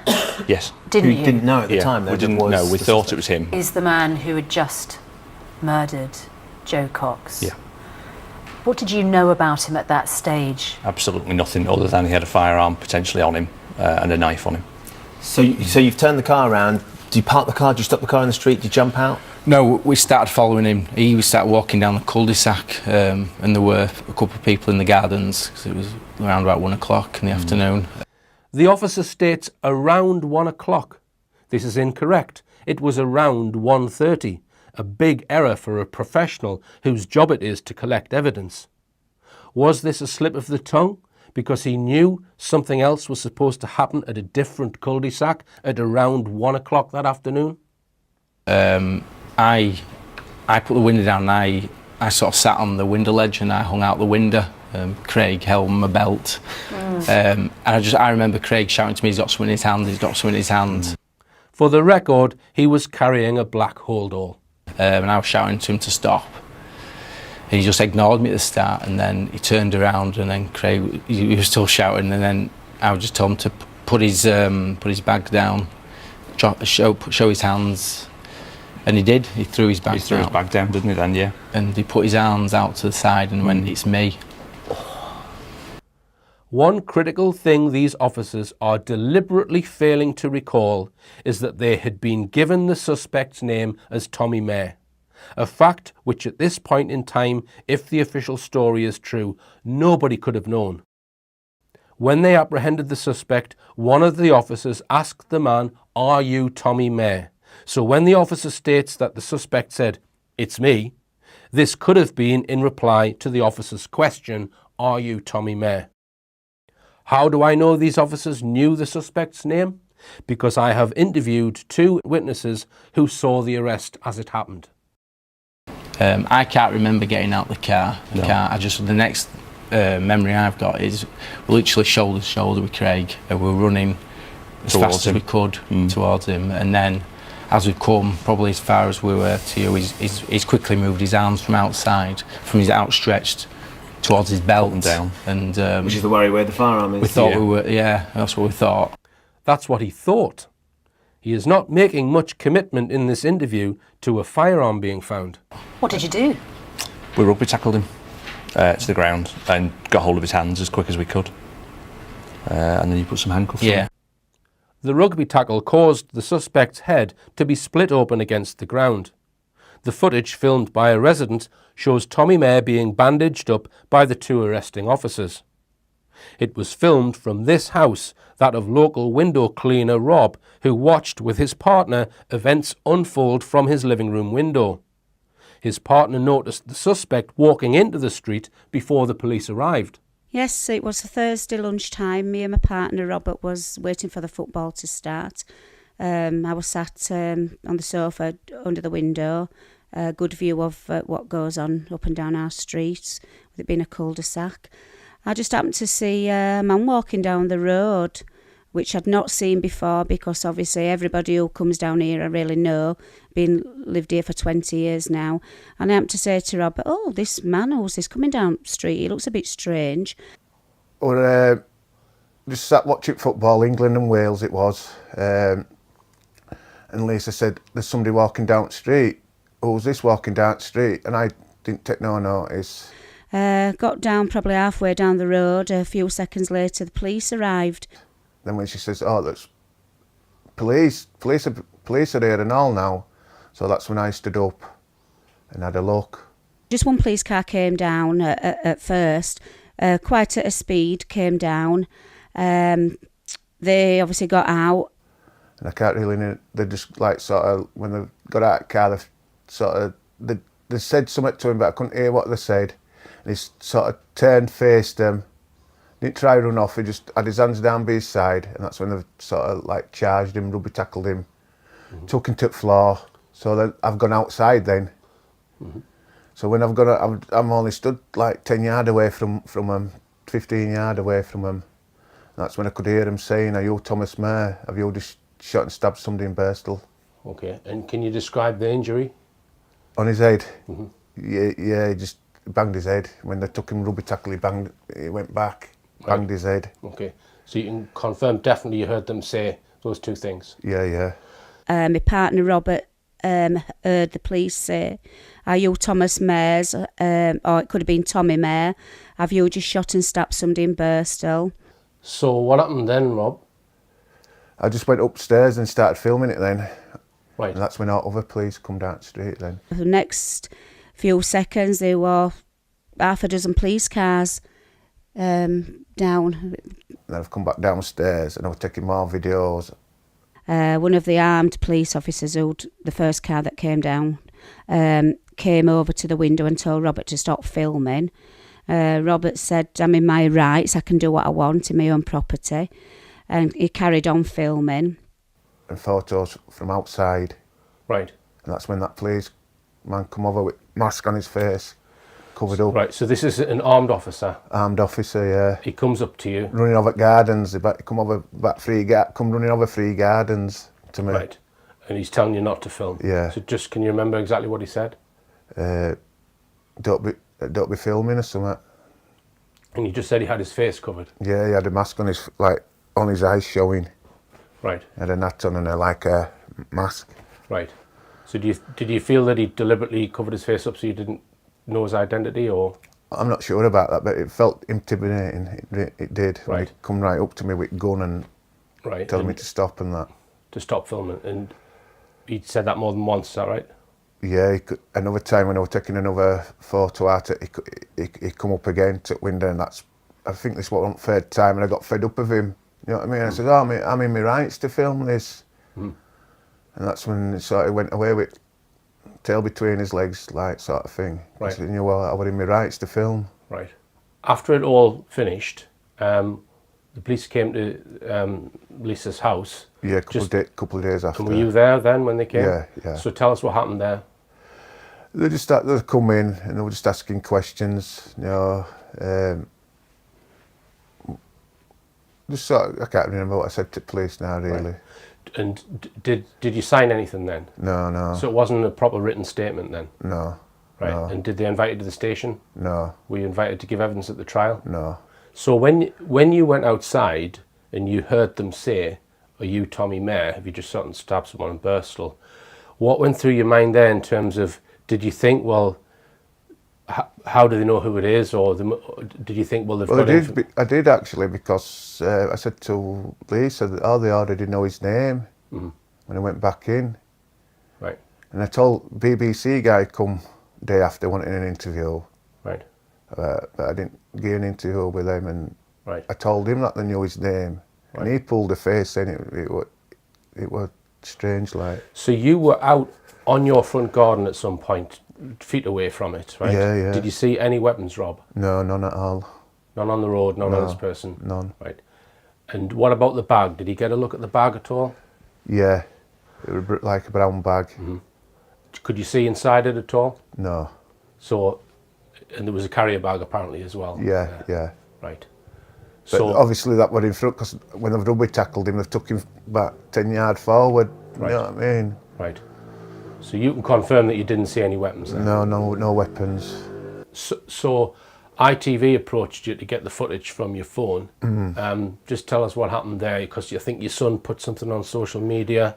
Yeah. And then ITV saw it. Because we took some pictures. As I was taking photos as well, and she must have forwarded a photo to her son saying, "Oh, look what's happening outside our house," and he's reposted it, and somebody from ITV News must have seen it, and they phoned him up, and they got Lisa's phone number, and Right. So they then took your phone after you agreed a price to sell the rights to it. They took your phone off you. Yeah. And then made sure that they deleted it. Everything, yeah. Right. Because obviously the part where he comes up to you and he says, "Stop filming." Oh yeah. You were filming that. Yeah. So you would have had that recorded. Yeah. And that hasn't been shown on the news, has it? No. Right. There's loads of stuff what they didn't show, like. So can you recall? They only showed the main video. You know what I got? But I took loads of photos and other films, and they've only shown the one what I took from the bedroom window. So you took some still photographs as well. Yeah. But you didn't pick anyone out individually in all of those people at the time. You didn't think anything unusual. No. So those still photographs that you took afterwards, they deleted those as well, did they? Deleted everything.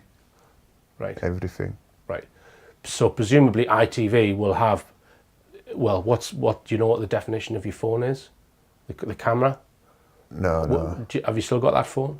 No. You've got a different phone, but did it have a fairly good camera on it? Yeah. Right. It would be interesting to see those photographs, but ITV have presumably suppressed them then. Or you've not seen them? No, not seen them since the day I took them. Right. Because, my daughter went off because I carried on watching football. And said, "Oh, you'll go inside, I'm watching football." And she's come back then, and it would all been wiped off, photographs. Right. And video itself. Now, you said that they put a tent over the bag. Just explain that. Just explain what happened to the bag afterwards. Yeah, they just put a big tent round it, and it must have been there until 2 o'clock in the morning before they'd finished. So from when it happened, an hour after, they put a tent over it until at least 1 o'clock in the morning, 2 o'clock in the morning. And did you see anyone look in the bag at any time? No. Right. No, because they would tent on round it, and they'd put a tent on it. Did you see either of the officers feel the bag? No. Or inspect the bag? No. And did you see one of the officers at the trial? He claimed that he pulled something out of his pocket and it was a plastic bag full of bullets. Did you see him take anything out of their pockets at all? I did hear him say something like, "Which pocket's it in? Where have you got all in your pockets?" Right. And I couldn't hear what he was saying. Then I heard the officer say, "Which pocket?" I did hear him say that, "Which pocket?" Right. But I didn't see out being pulled out now. You didn't see anything taken out? No.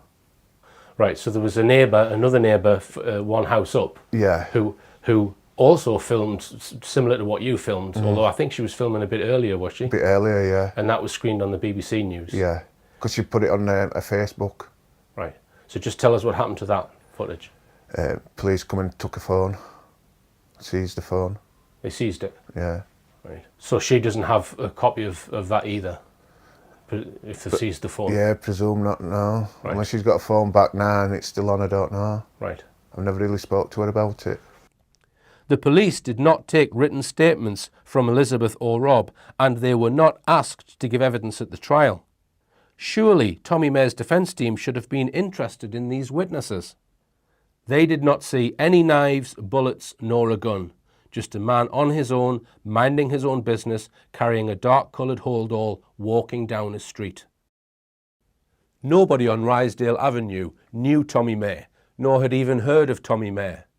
Tommy's friends lived at the other side of Birstall. Here we catch the BBC lying about this in one of their early news bulletins. Area, we should stress, not by the police, but he's been named by people who live there as Tommy Mayor. And clearly in this video Mr Mayor is being arrested.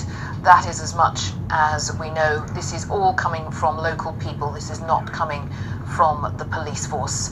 But he has been named by people who live in that area as Tommy Mayor. So these are the latest pictures there. In the arrest video, we can hear one of the police officers saying, "That's Thomas Mayor, it's Thomas Mayor."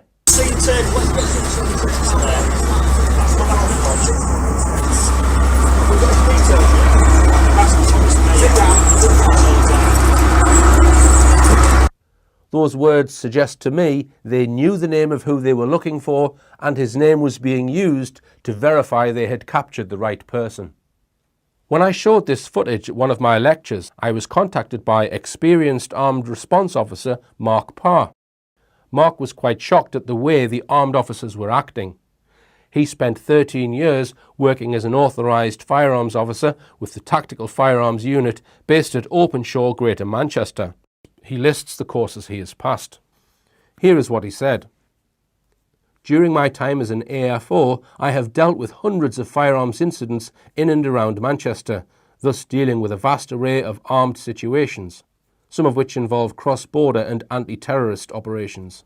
The clip involving the arrest of Thomas Mayor had me quite astonished, as it did not follow any firearms training that I am or have ever been aware of. In fact, it was like a training example of what not to do in that situation. The video clip clearly indicates that the suspect prior to arrest was potentially armed, and to make things more complicated, he did not have a firearm in plain sight. The weapon at the point of arrest had clearly not been identified or located. In addition to this, one must not, as an AFO, assume a suspect has only one weapon on their person and deal with the suspect as a serious armed threat until thoroughly searched. The search should have been carried out by armed response officers only, while the suspect is at gunpoint with at least one other armed officer. No unarmed officer should be anywhere near this situation, with their only role being to create a sterile area for armed officers to work within, keeping members of the public away from the scene. 1.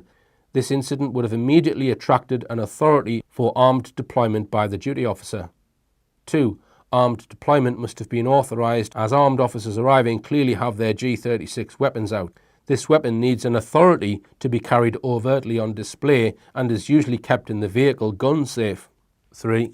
Once authority is given, no unarmed officer would be getting involved with the suspect. 4. On arriving at the scene, the armed officers would take the suspect under control and immediately point their weapons at them.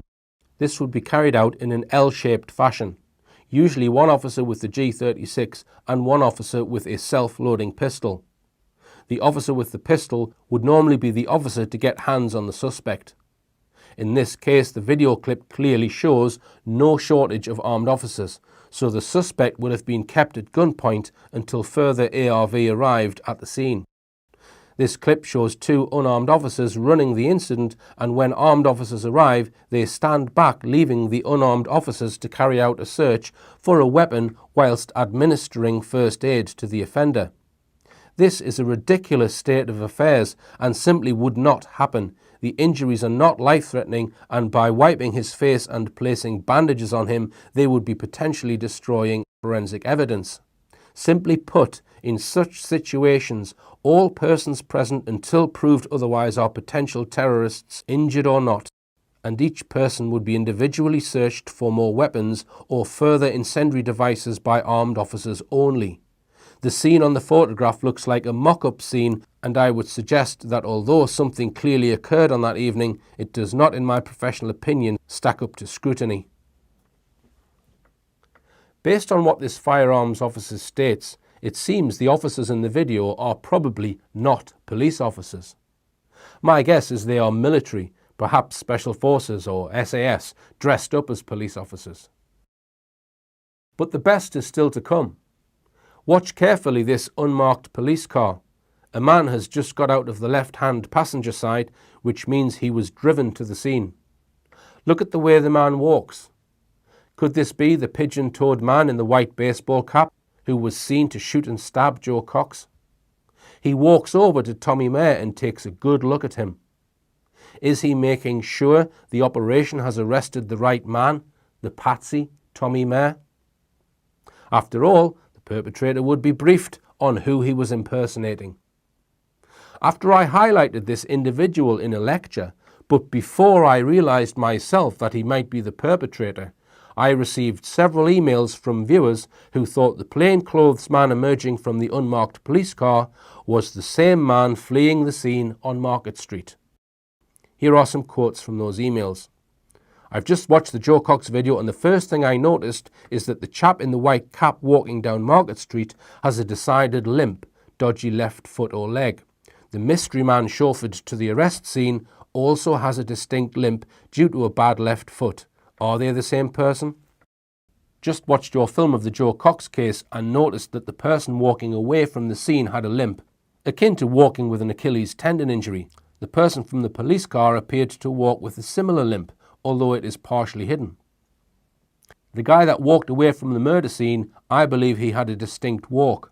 Then watched further after the two officers arrested him, and then there was the person who got out of the unmarked car, which you drew the similarities between them, and I noticed he had a similar type of walk. The man walking away from the crime scene had a definite limp. The man who arrived at the arrest scene in the unmarked car, he had the same limp.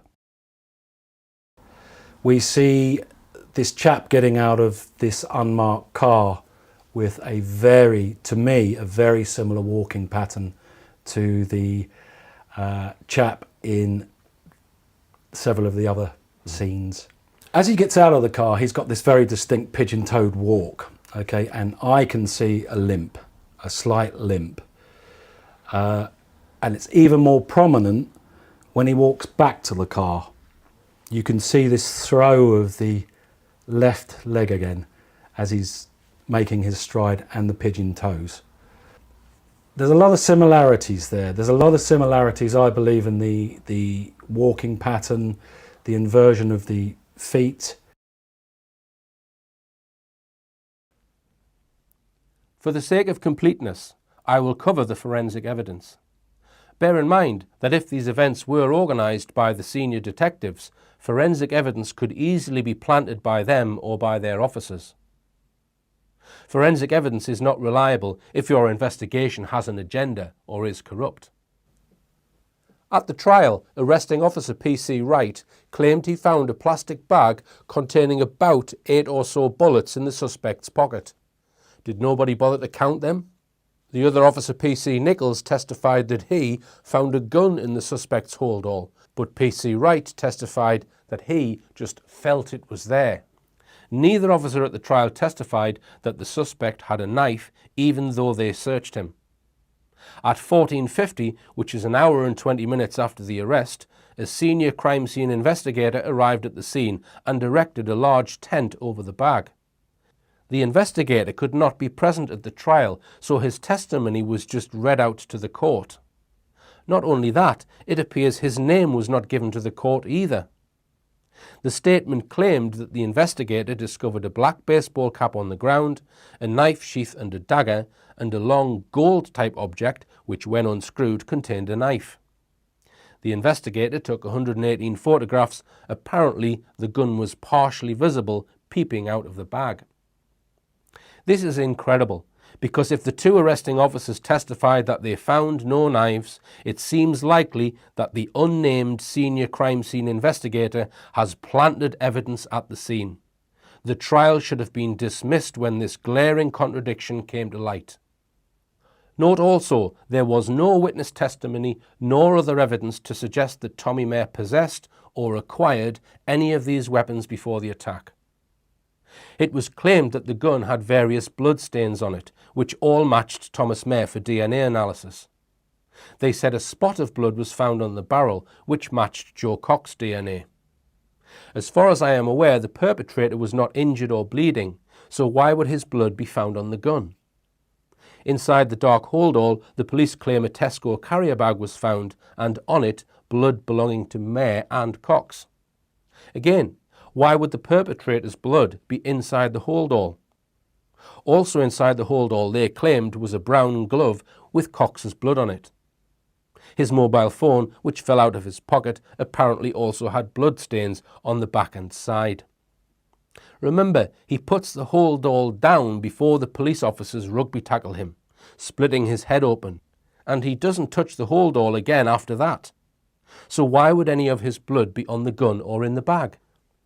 Was all the blood planted after the arrest, as it appears the knives were? In light of everything I have previously stated, we have to consider also that the gun and bullets were planted. While we are on the subject of the holdall, this photograph shows a remarkably new-looking item. Was this really the bag Tommy was carrying, or was this a matching new bag bought specifically for the operation? At the murder scene, Jo Cox's blood was found, and as you might expect, no DNA from the perpetrator. I am not aware of any ballistic evidence at the murder scene. I also am not aware of any evidence put forward of blood splatter or firearms residue on the grey t-shirt, which you would expect considering what supposedly happened. Thomas Mair's previous mental health problems have been trumpeted by mainstream media. If his mental health was a problem, then he should have been given help defending himself. Also, if the man in the dock was a far-right extremist wishing to spread his message, the trial would have been a platform from which to do that. But the man said almost nothing. Forensic evidence might not be the only evidence that was planted that day. Before Tommy Mair was in custody, just minutes after the police had arrested him, they entered his house on Lowood Lane, unaccompanied by any third party.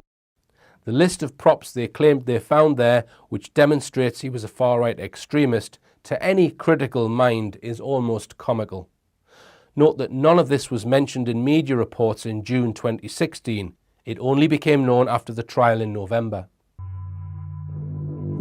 We found lots of literature, books, magazines that all seem to link back to the far right. Third Reich Eagle, mail order catalogues and brochures. A lot of that material goes back as far as the early 90s. Lever Arch folder, and within that there were news clippings of Anders Breivik and other terrorist atrocities. Also, Wikipedia pages of... Shortly after I exposed the two arresting officers in an online lecture, which has now had well over 100,000 views, Tweedledum and Tweedledee were invited to the UK Parliament, and MPs were encouraged to applaud them for their bravery.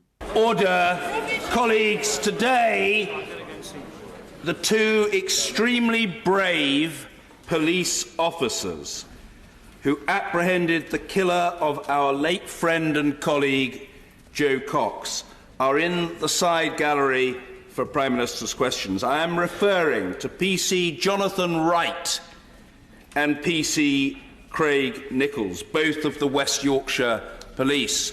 Gentlemen, we honour your public service, we thank you for it, and we offer you the warmest of welcomes here to the House of Commons today.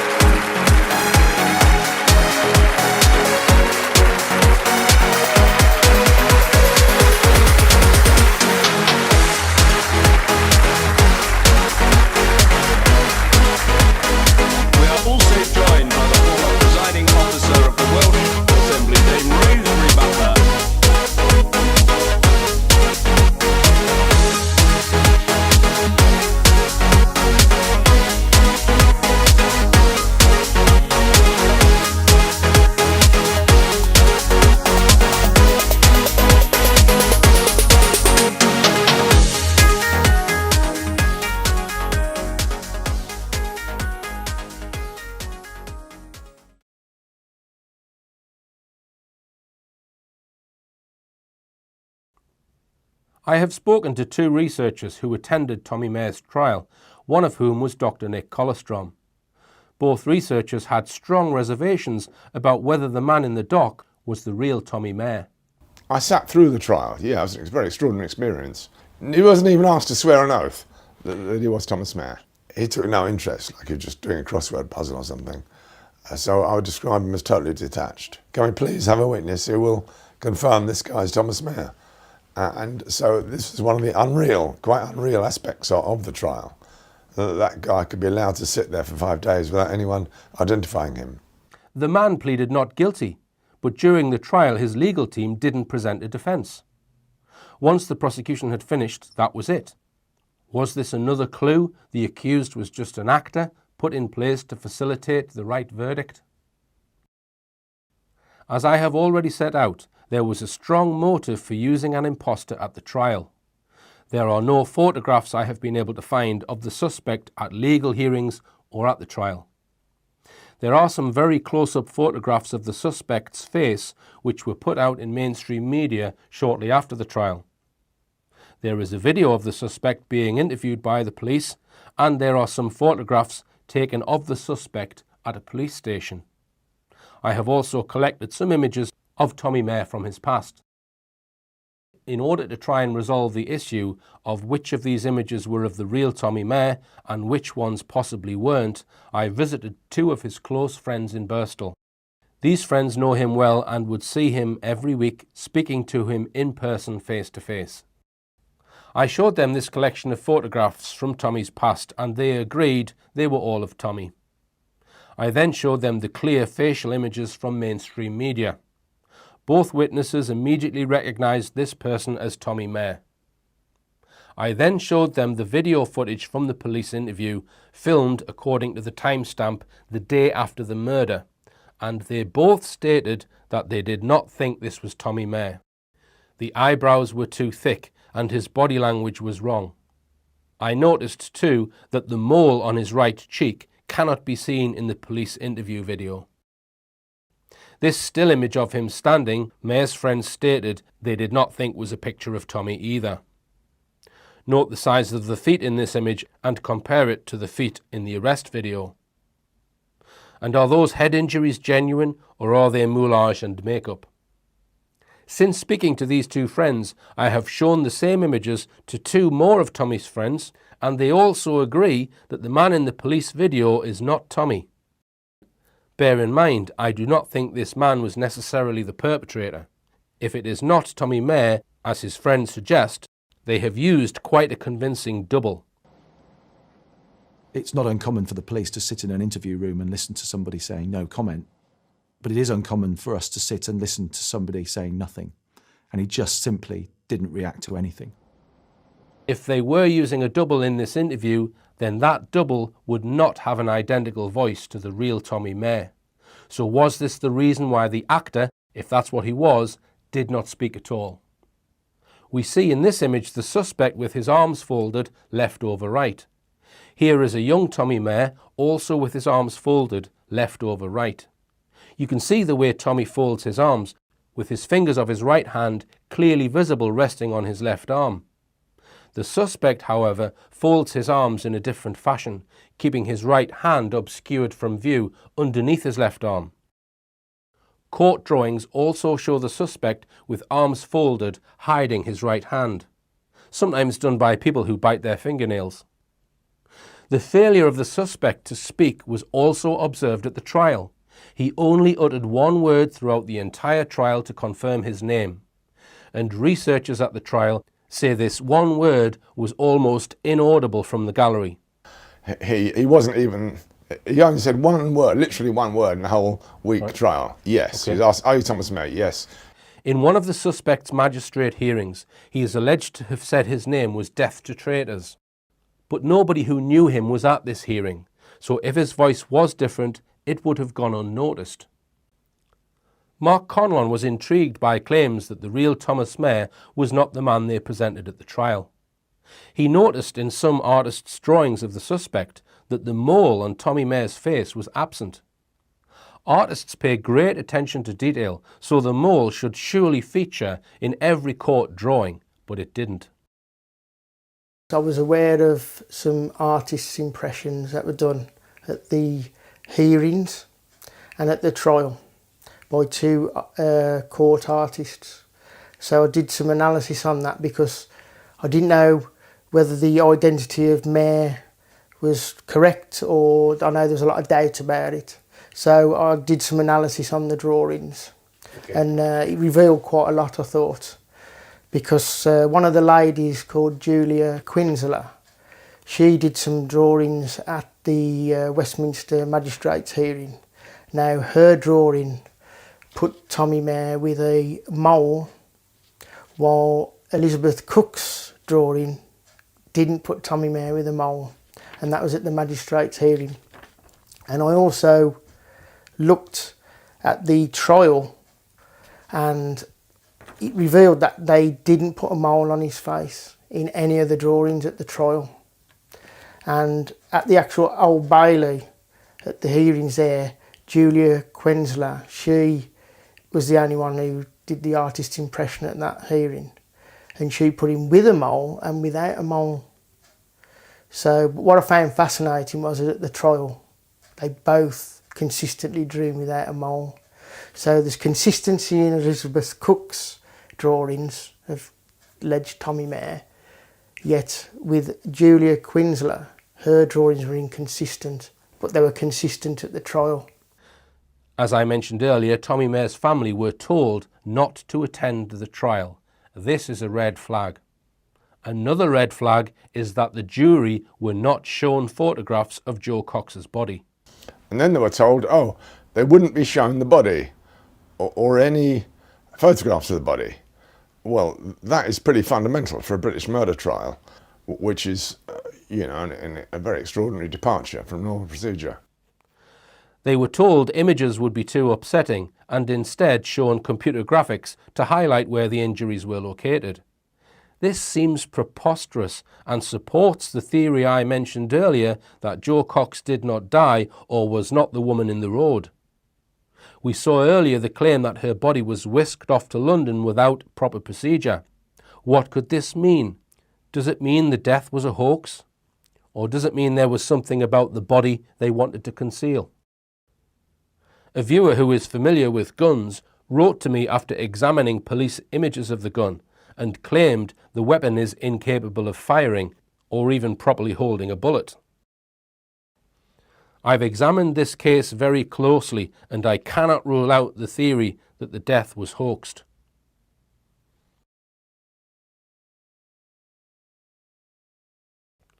Here are three people whose work involves law enforcement. On the left is respected statement analyst Peter Hyatt. You may be familiar with him from my Madeleine McCann work. Peter is an expert in determining if witness accounts contain lies or fabrications.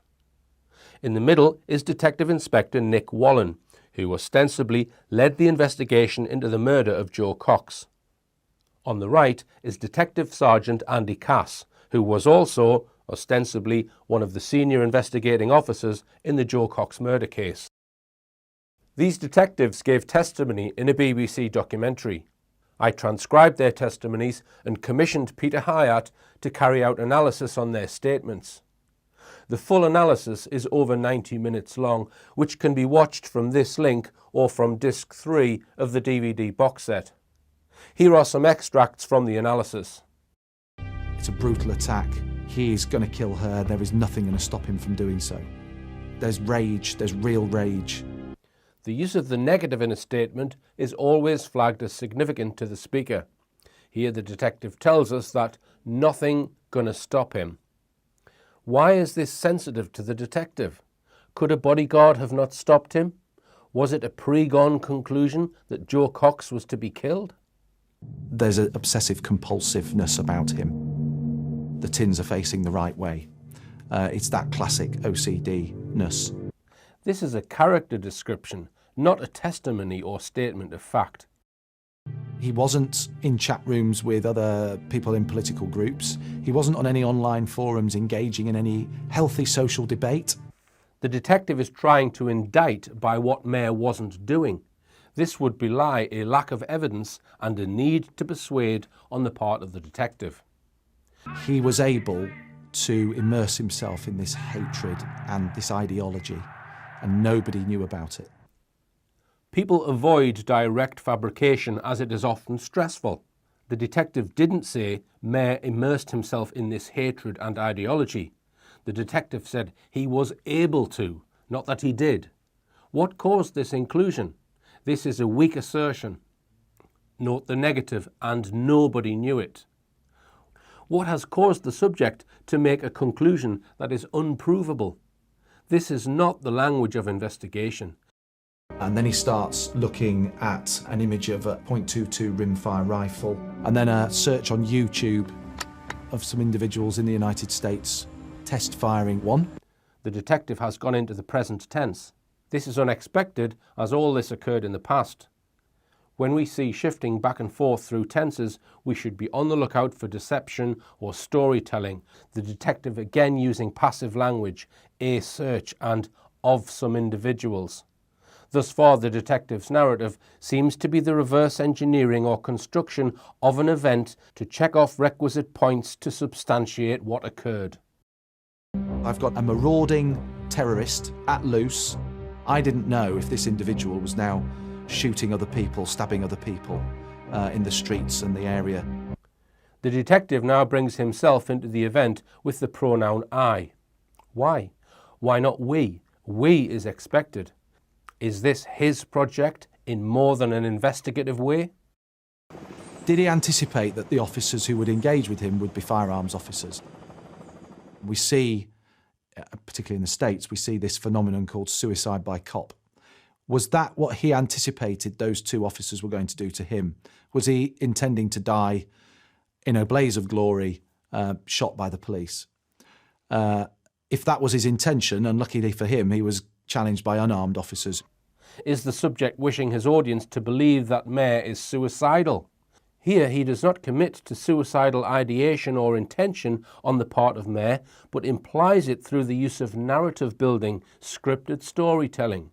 It is used in emotionally persuading an audience, but is not expected in a reliable statement of fact by a detective. There was a real palpable sense that something really horrific had occurred. Why the need to add the qualifiers real and really? This could leave an audience with the question, was there a question to the reality of the event? He is going to kill her. There is nothing going to stop him from doing so. Is the detective in the mind of Mair, or is the detective leaking a plan? The detective has continued to guide our perception of Mair. The need to persuade is excessive. Note the present tense language indicates a lack of commitment of reliability. The gun that was used is a .22 rimfire rifle. Note the passivity. He did not state the killer used, but the gun that was used. Here the refusal to assign the sentence to the accused target is of concern.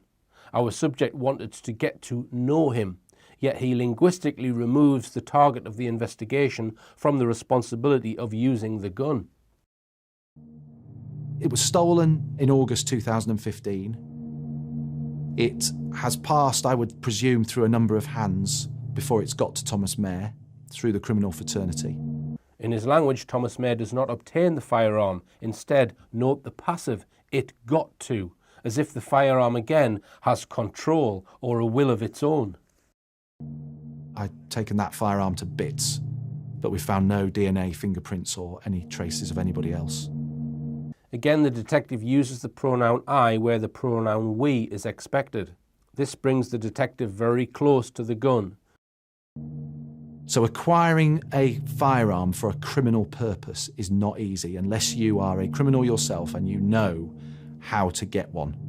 The detective feels the need to tell the audience why or how Mair got the gun. This is speculation on the part of the detective.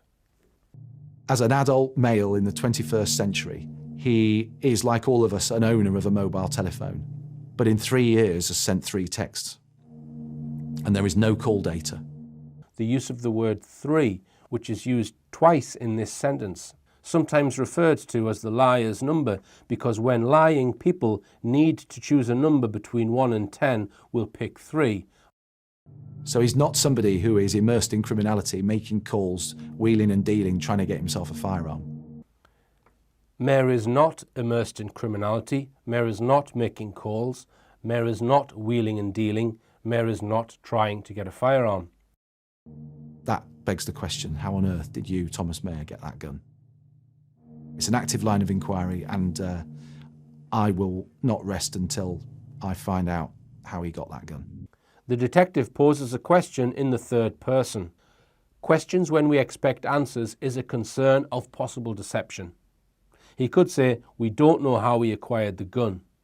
There is another change in language as the firearm returns to the status of gun. Here we do not have a clear linguistic change in reality for the speaker from the previous sentence. We must consider deception regarding the firearm. The concern is not that he has been murdered, but the mystery of how a criminal obtained a firearm. This is to move the audience away from the topic of the murder and onto a minor point. An audience would want to know why he committed this murder. The subject offers a priority of obtaining the means used in the murder. What has caused the subject to need to move attention away from the murder, the victim or the murderer, and onto the firearm? The detective's statements does reveal the need to move the topic away from A, the murder, B, the investigation, and C, the motive. The detective could be following a narrative given to him. He may be the architect of the narrative, and his seeming inappropriate use of the pronoun I indicates he is. It is unexpected for an investigator using opinion to present a closed case. He is deliberate in deception, manipulation, and in moving the topic away from the murder. He had a black holdall, sports holdall. It does appear to be containing something heavy.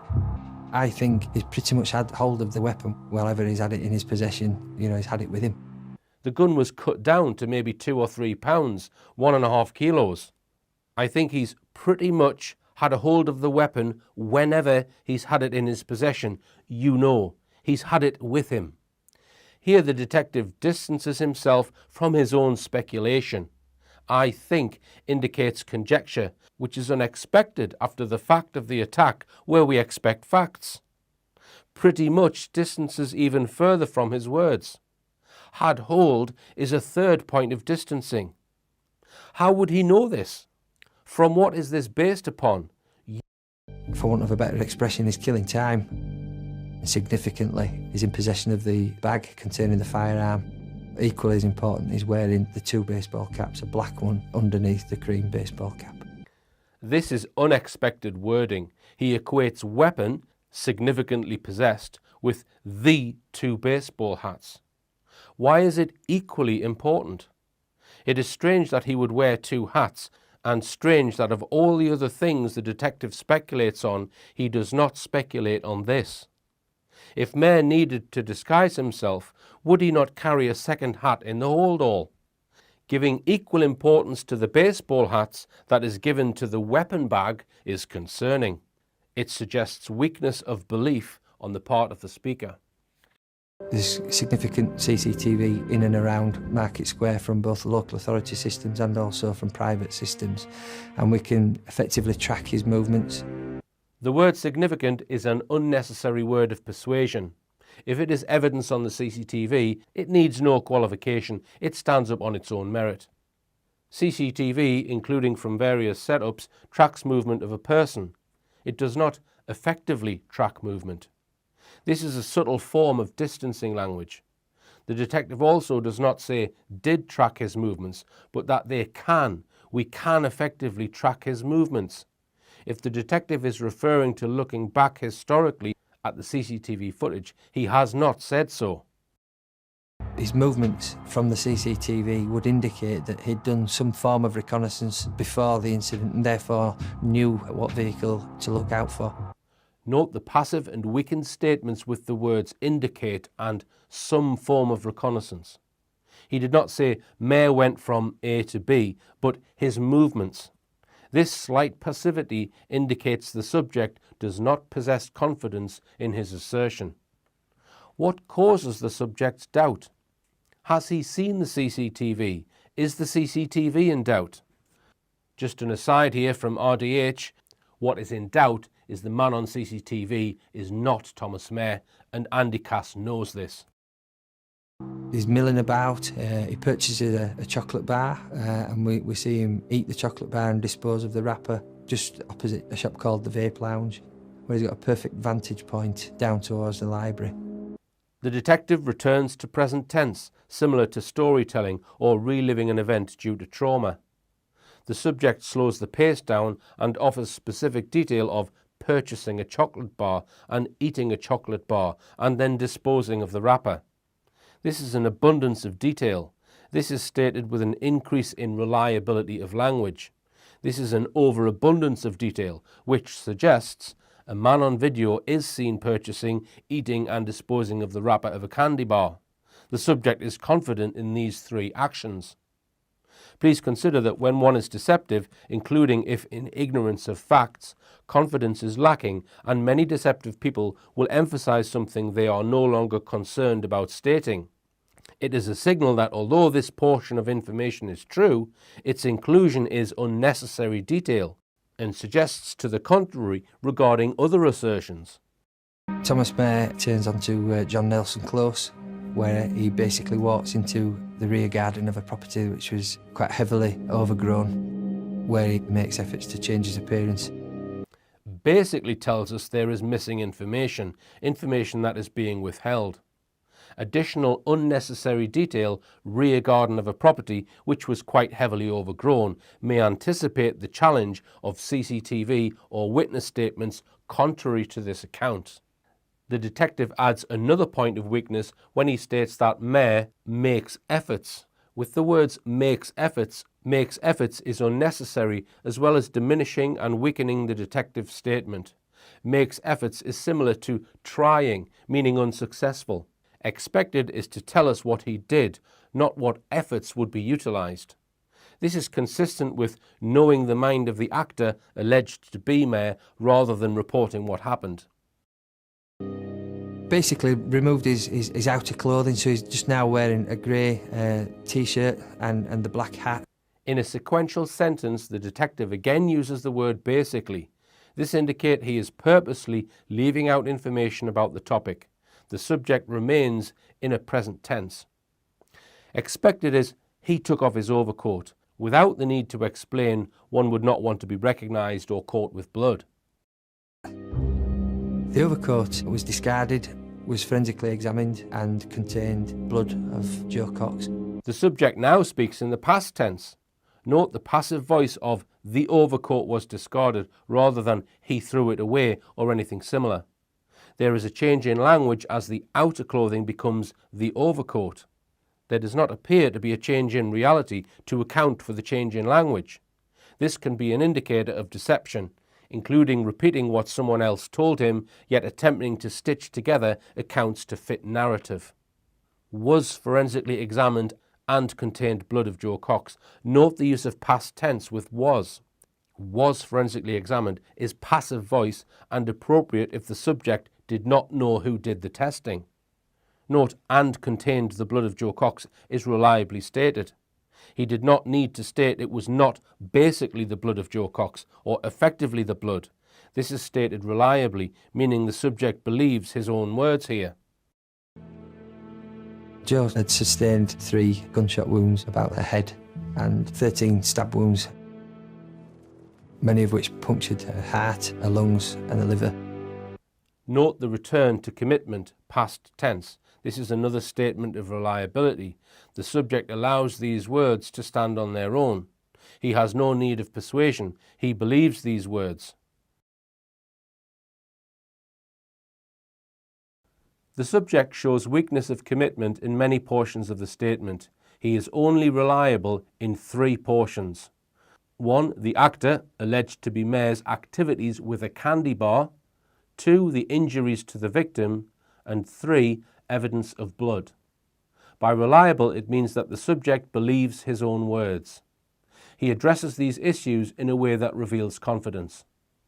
When he describes surveillance, including video, he indicates sensitivity and anticipates a need to justify and defend rather than allow evidence to stand upon its own. Regarding Mayer, the subject does not believe many of his own words. This may be due to A, ignorance, or B, willful deception. Ignorance could be the repeating of things told him to present that did not come from experiential memory, but have become part of a forced narrative for him to put together. Deception. The wording is heavily qualified because the subject is using language he himself does not believe. By taking into account Peter Hyatt's conclusions and the evidence I have already mentioned in this film, here are my own conclusions on the role of the two detectives. These are my own opinions. 1. D.I. Wallen was involved in planning the whole operation to frame Thomas Mayer. 2. D.I. Wallen was involved in acquiring the gun for the operation. 3. D.I. Wallen probably telephoned Thomas Mayer to manipulate him to be at particular locations such as the garden and Rysdale Avenue. This is because of his extreme sensitivity to Thomas Mayer's phone and his unlikely claim that there was no call data. 4. DS Cass knows that in all CCTV footage featuring a suspect in a white cap, that man is not Thomas Mayer. 5. DS Cass knows Thomas Mayer is innocent and was used as a patsy.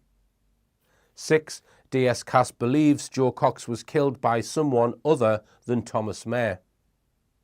7. Both officers know the evidence they claim to have found in Mayer's house is fabricated. 8. In their statements, both officers are trying to blacken Thomas Mayer's character because they know there is no genuine evidence which shows he was involved in the attack. It is interesting that the analysis reveals that DS Cass believes Jo Cox was killed. This does not prove she was killed. If Cox's body was taken straight to London as it was suggested, it is likely Cass has not seen a body, and his belief is the result of reading a post-mortem report written by the dodgy pathologist Dr. Richard Shepherd. D.I. Wallen avoids talking about the body or injuries, despite claiming he was one of the first at the scene. I suspect Wallen knows the full extent of the operation. As I explained at the start, the evidence shows that events were planned in advance and involved a team who were managing two actors. The first was the unwitting Tommy Mayer, who had been duped into being at a specific place just before the apparent murder. The second, a calm hitman impersonating Mayer beforehand, then being seen to dispense of the target on Market Street before heading towards where they thought the patsy was. Many of you will be asking, and I have received many emails about this, whether anyone has made contact with Tommy Mayer in prison. The answer is yes, I have, and I will come on to that contact shortly. If my theory is correct, it means Tommy Mayer must be protesting his innocence from his prison cell. He must be telling people he did not murder anyone, and he has not even had a trial. I went to see Tommy Mayer's half-brother, Dwayne. He wasn't in, but there was a couple of lads outside his house, and when I left the house, one of them took a photograph of me in my van. So I thought, okay, I turned around and I went back to speak to them. Two Asian lads sitting in a little sports car. I says, yeah, well, I'll tell you why I'm here. I said, I'm investigating the Jo Cox thing because the chap there who lives there is a half brother. He says, oh yeah, okay. So anyway, I got talking to them and they invited me in their car. And I spoke to them, and obviously I told them that I was, there's another police van. I told them that I was investigating the case and that I had serious doubts about the police story. And they agreed. They agreed that they didn't believe the official story. And they even said that Dwayne, Tommy's half-brother, had expressed his doubts about whether he was capable of it or whether he would do it. They also said that Dwayne's house was searched by the police, and they remember the police calling there. To my knowledge, the only person not involved in the police operation who has spoken to Tommy Mayer since he was arrested is his mother.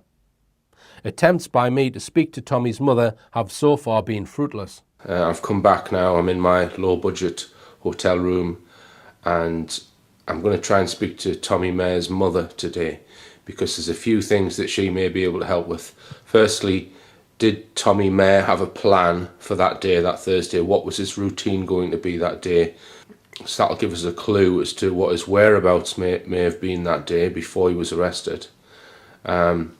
Also would like to show her the photographs of the alleged Tommy Mayer being interviewed by the police and photographs put out by the media, because Tommy Mayer's friends say that they are not the same person.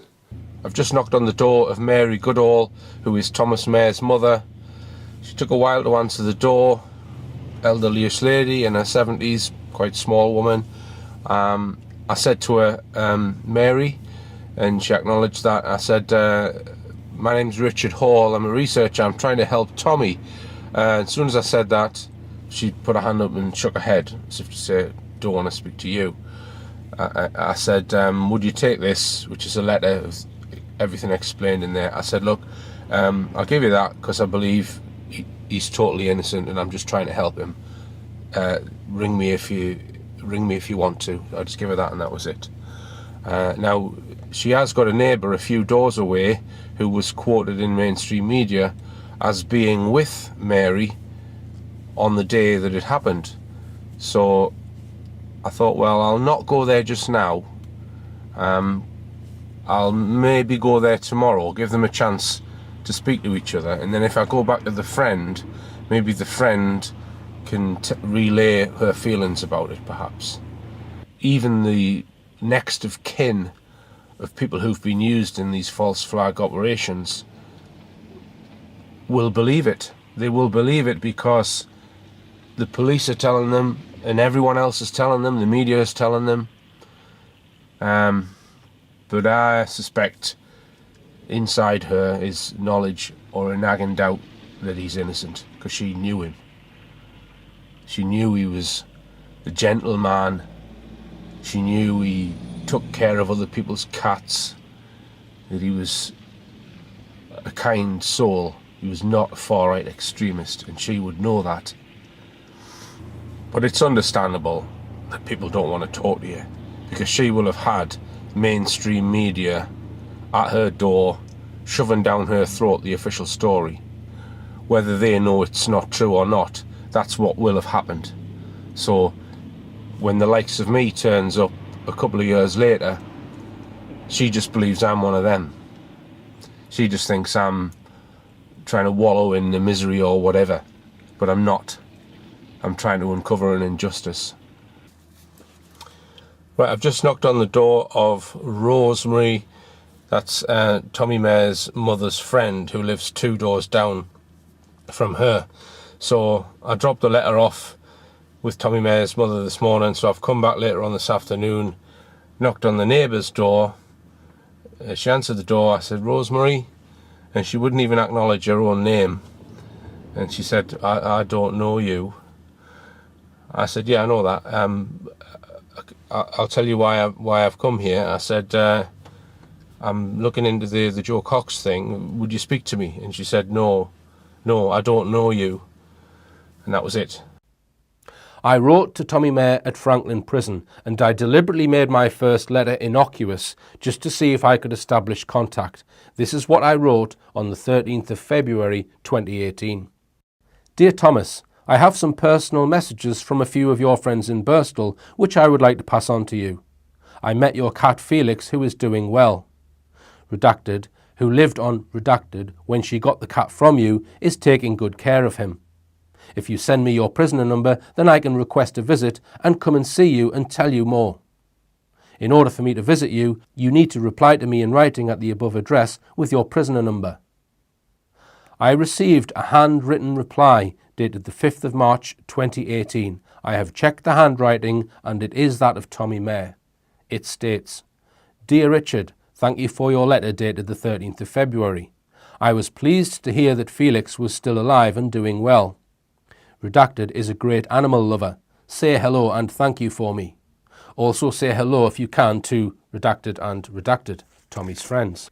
As for you visiting me, I am not sure about that. I am a Category A prisoner convicted of a terrorism-related offence. This means all my visitors have to be vetted. I would need to fill in a form with your personal information, i.e. date of birth and phone number. Then the prison security office would contact your local police force, South Wales. They would visit you at your home and take your photograph and send it to Frankland. The whole process took 6 weeks for my mother to be security cleared. I am sure you do not want to be put through all that security just to visit me in faraway County Durham. Once again, thanks for your interest, and tell Redacted, thanks for looking after Felix. Best wishes, Tommy Mayer. After receiving this, I immediately wrote back with my details and asked Tommy to put me on his visitor list. I did not discuss the case. As you can see from this letter, he seems happy for me to visit, advising me on how to go about it. Since this letter, I have written to him 3 further times and not had any response. I have requested prison visits several times and they have all been rejected. It seems that after this first letter got through, authorities have blocked all further communication and ensured I would not be approved to visit him in prison. All his letters, both in and out, are probably checked by the prison.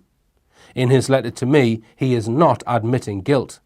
What he states in relation to his conviction sounds very official, like it's a legal statement.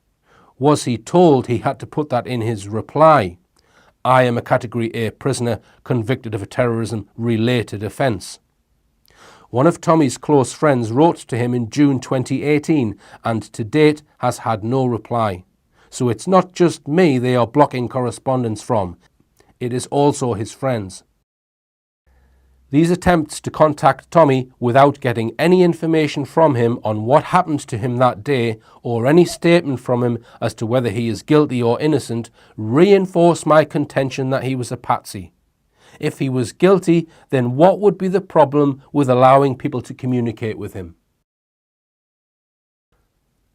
I have mentioned several pieces of evidence which seem to suggest that Jo Cox might not have died. This includes the actions of Fazila Aswat, who was unbelievably calm and collected and seemed to be controlling the area near the body. She was separated from the other witnesses and, according to some attending the trial, was an unconvincing witness when she took the stand. The body was not rushed to hospital but remained at the scene for at least 56 minutes. The body, according to one source, was taken straight to London without proper procedure. The jury were not allowed to see the body or even photographs of the body. I asked my first-hand witness who saw the body close up whether she saw any stab wounds or head injuries. No, she only saw blood. I've only been able to find witness statements describing blood and not actual injuries. 15 minutes after the murder, Brendan Cox sends a tweet. Today is the beginning of a new chapter in our lives. The pathologist was the dodgy Richard Shepherd, who also dealt with Princess Diana and Dodi's deaths, and you may recall he dealt with Dr. David Kelly's strange death. Then there is the lack of grief of Jo Cox's family. This YouTube video concludes that the family of Jo Cox were not grieving. It would be very interesting to have the words of Jo Cox's sister analysed by Peter Hyatt.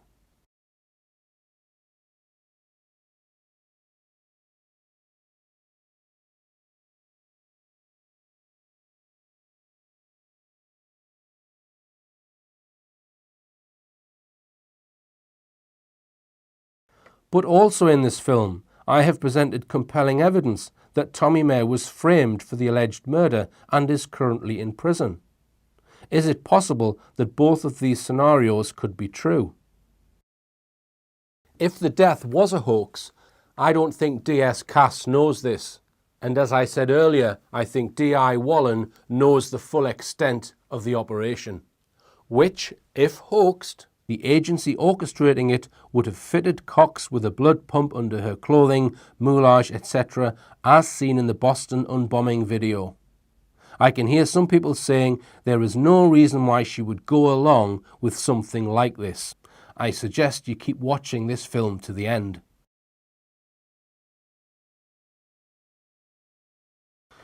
So, is there any evidence to suggest who the real hitman might be?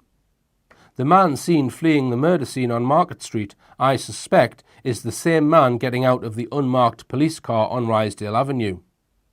I have discovered some very interesting information which might help identify him. Not many people know this, because it was kept out of mainstream media when it happened, but 11 days after Jo Cox's murder, another MP was given a death threat which stated, "Time for a stabbing and a shooting." The MP was Labour's Stephen Kinnock.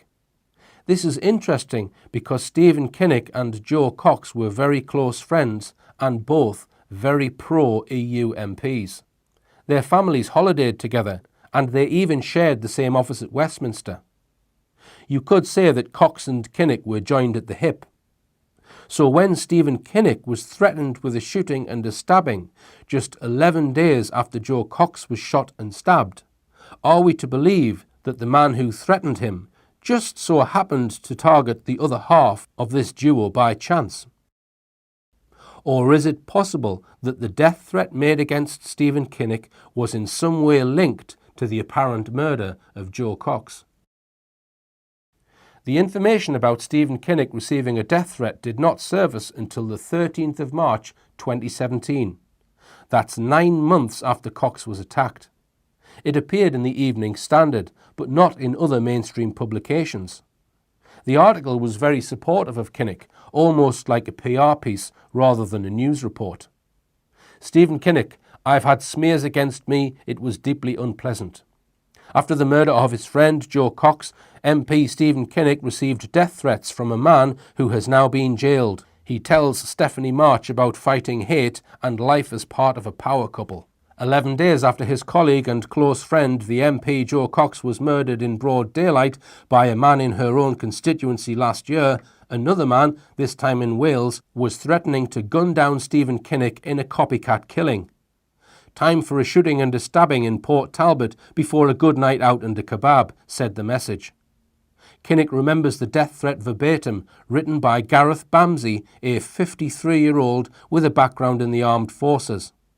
Bamsey's Facebook profile, since shut down by police, contained multiple images of him handling an assault rifle, cause enough for his house then to be raided in a joint operation between the Met and South Wales Police. Last month, Bamsey was tried and sent to prison, where he is now serving an 8-week sentence, as long as that. He was also fined £600 and banned from using the computer on which he committed the offence. This is the first time Bamsey's threats or conviction have been made public. Kinnock says he wants the incident known about. Is that to protect himself? People need to understand that you can't do this kind of thing. The police will take action. Gareth Bamsey on his Facebook page has claimed to have worked in 4 different military regiments and claims he works for the British government part-time. He has a receding hairline. He is exactly the same age as Tommy Mair. He has a similar stature to Tommy Mair. He walks with a limp and it appears is pigeon-toed and has inverted feet. I have seen photographs of Gareth Bamsey from his Facebook page.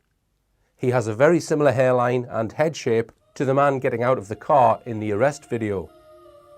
He has played rugby for Magor Rugby Club. Here is his player profile. His nickname, Gareth Killer Bamsey. Is it possible that Gareth Bamsey is the man I have been referring to as the hitman in the Jo Cox operation?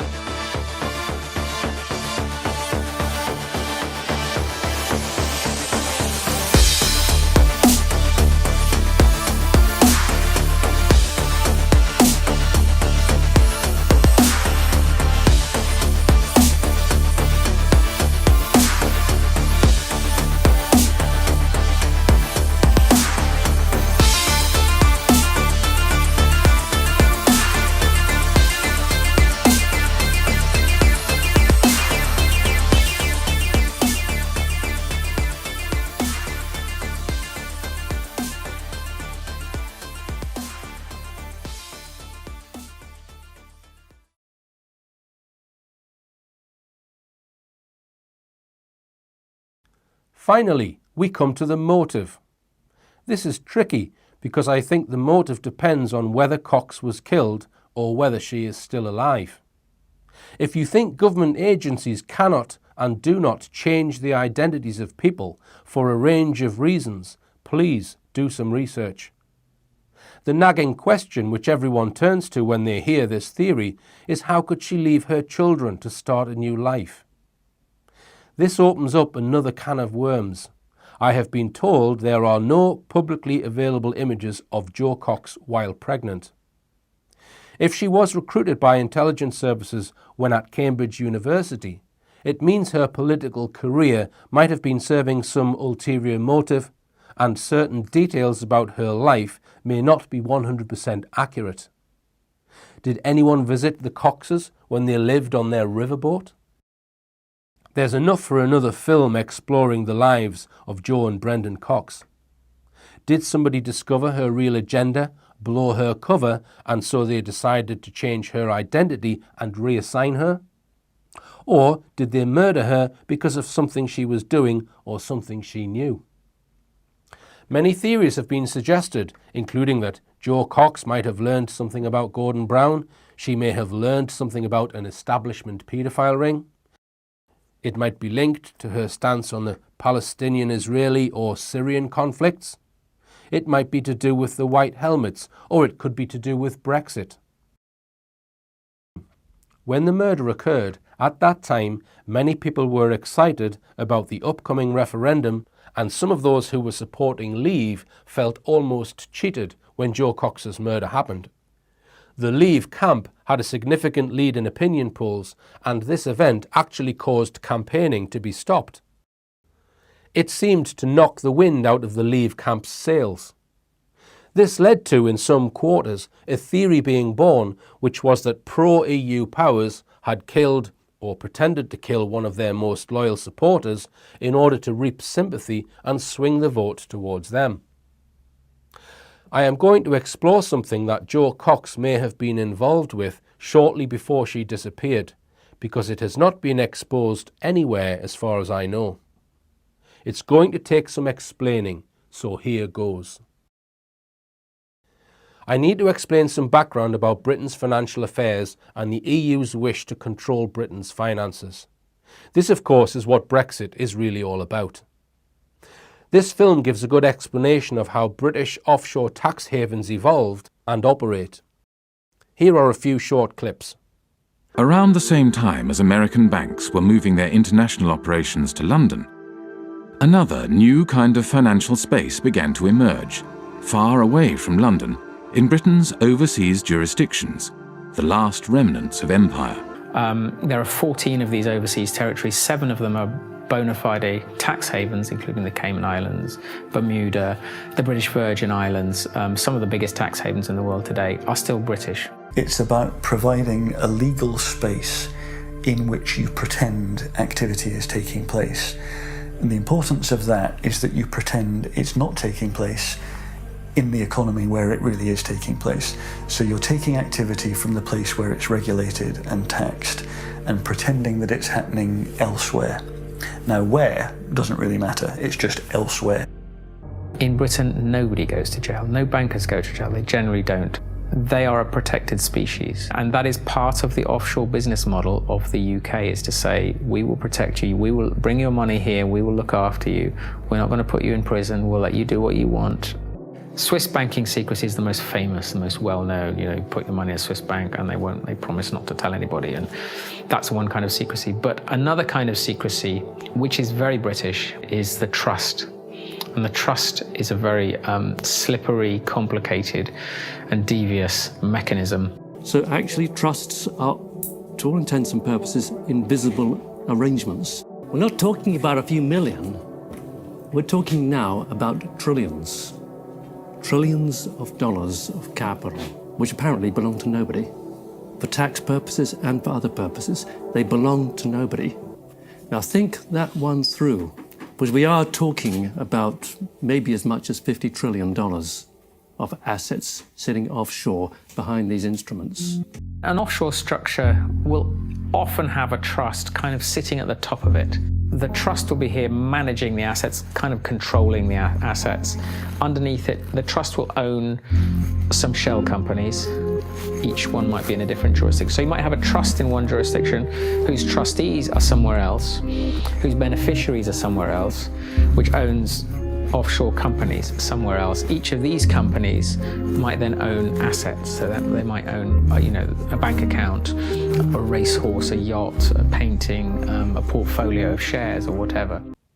Now, this racket has gone on for decades, and regulators in the EU want to make it transparent, which is not popular with those who are evading tax or involved in other dodgy activities. But the thing is, it's sticking their nose into various countries. Shouldn't those sovereign nations get their act together and deal with it internally, rather than just leave it to some sort of European body to start sort of more and more fingers and more pies? Perhaps we'll have to put our finger in the former British colonial pie. If we do not regulate the offshore industry, that's going to be the Wild West. And I just want to stress that we are not looking at taxes here only. We found child abuse, we found weapons steal, we found terrorists, or everything. So we're not talking about some small crimes. We're talking about big crimes here. So I think there is the need for regulation.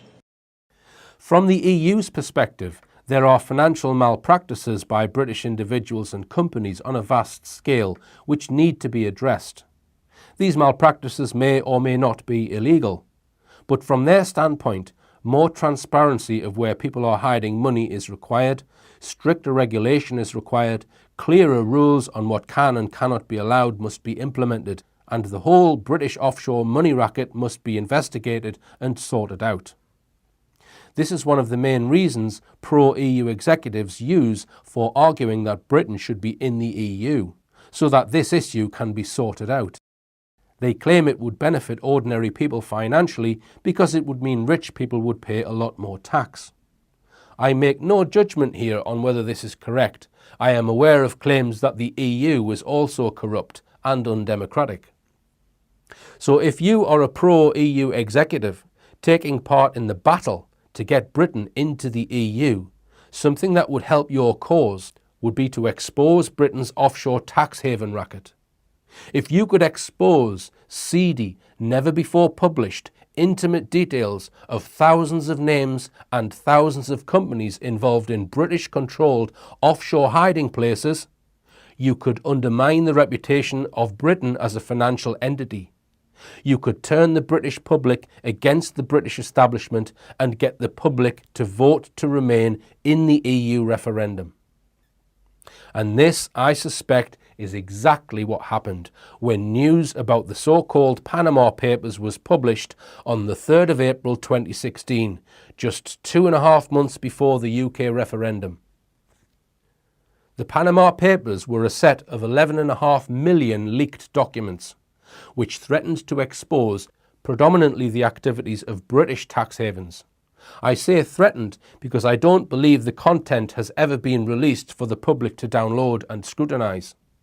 As far as I am aware, German newspaper Süddeutsche Zeitung holds all the files and drip-fed sections of them to various media outlets around the world.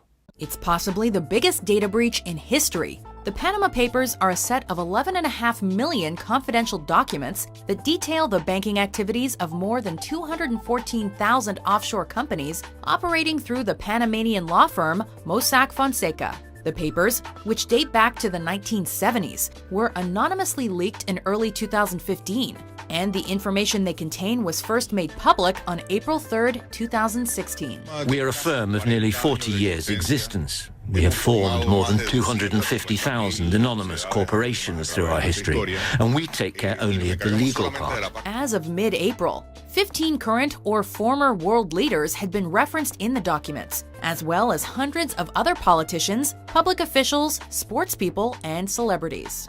Only a small percentage of the information had been published as of April 2016, and pressure was expected to mount on governments to reform tax systems to ensure that richer people are taxed correctly. The documents were given to the German newspaper Süddeutsche Zeitung by an anonymous source. The source reportedly claimed that his life would be in danger if his identity were revealed, due to the sensitive nature of the information held in the papers, and the powerful people to which it related. It was over a year ago that this anonymous source contacted Süddeutsche Zeitung saying, hello, my name is John Doe, and asked us if we are interested in data. Süddeutsche Zeitung shared the documents with the International Consortium of Investigative Journalists, which then distributed them to around 400 journalists at 107 media organizations around the world. The data was held for more than a year before initial reports were published. The ICIJ promised to publish a full list of companies involved with Mossack Fonseca by May 2016. The publication of the Panama Papers exposed an ugly world truth and confirmed what many already suspected.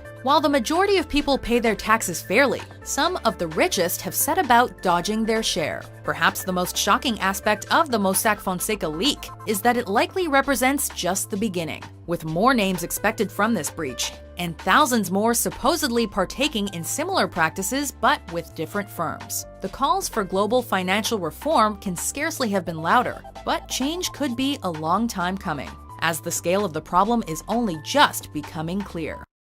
In my opinion, news of these papers probably not the right word, 2.6 terabytes of data, was announced strategically at this time by a pro-EU camp which probably had lots of money to pay for such a leak, and I think it was done in order to help sway the Brexit vote towards Remain. There would have been very rich people within the British establishment extremely annoyed and possibly very worried about this leak. The issue was considered so important that the Labour Party forced a parliamentary debate on the 11th and 13th of April 2016 to ask the government to carry out an investigation into the content of the Panama Papers. An investigation was knocked back.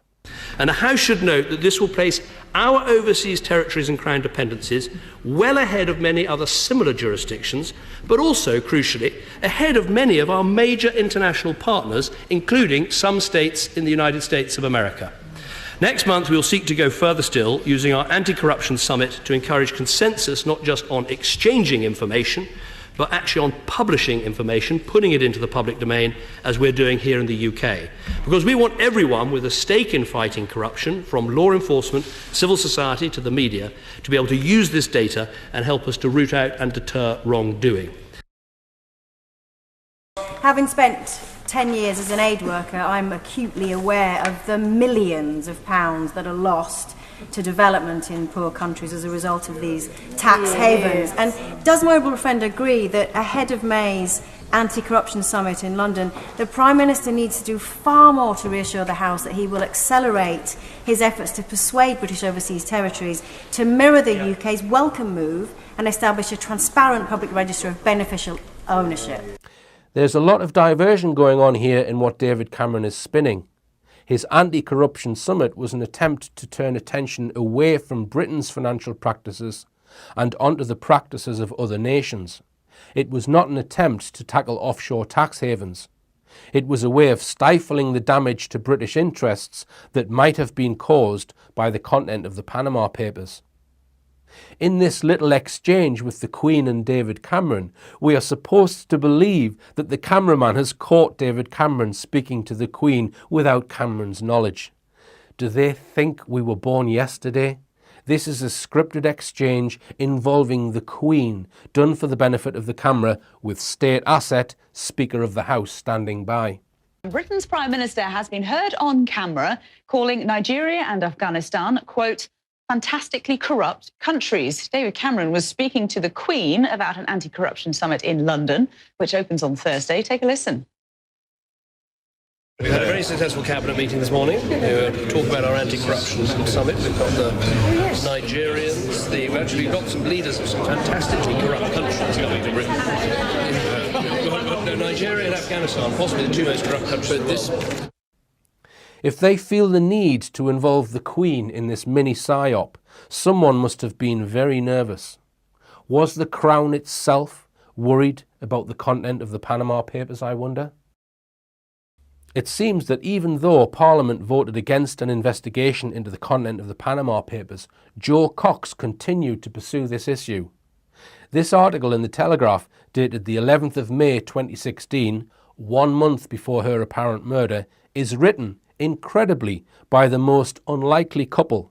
A couple who, on the Brexit debate, were at opposite ends of the political spectrum, Jo Cox and David Davis. Can you believe this? Now, I suspect that Jo Cox has written most of this article I am about to read, and I don't believe for 1 second that David Davis was interested in tackling tax havens. If he was, he would have voted for an investigation into the Panama Papers, as Jo Cox and Stephen Kinnock did. I don't have time to go into it here, but I have suspected for many years that David Davis is an agent of some sort, either of the state or the City of London, and was sent by pro-British state players to get close to Jo Cox and find out what her involvement was with the Panama Papers leak. That is why I think he's writing an article with her here, in an attempt to get close to her to find out what she was doing. David Davis's website reads, "I had the pleasure of working with her on a campaign to crack down on tax havens, and there is no doubt that everyone will greatly miss her campaigning zeal." What's happened to the tax haven campaign now, David? Too busy on other things. The article reads, "Forget Nigeria, David Cameron needs to tackle the tax havens in Britain's own backyard. David Cameron thinks that Nigeria is fantastically corrupt.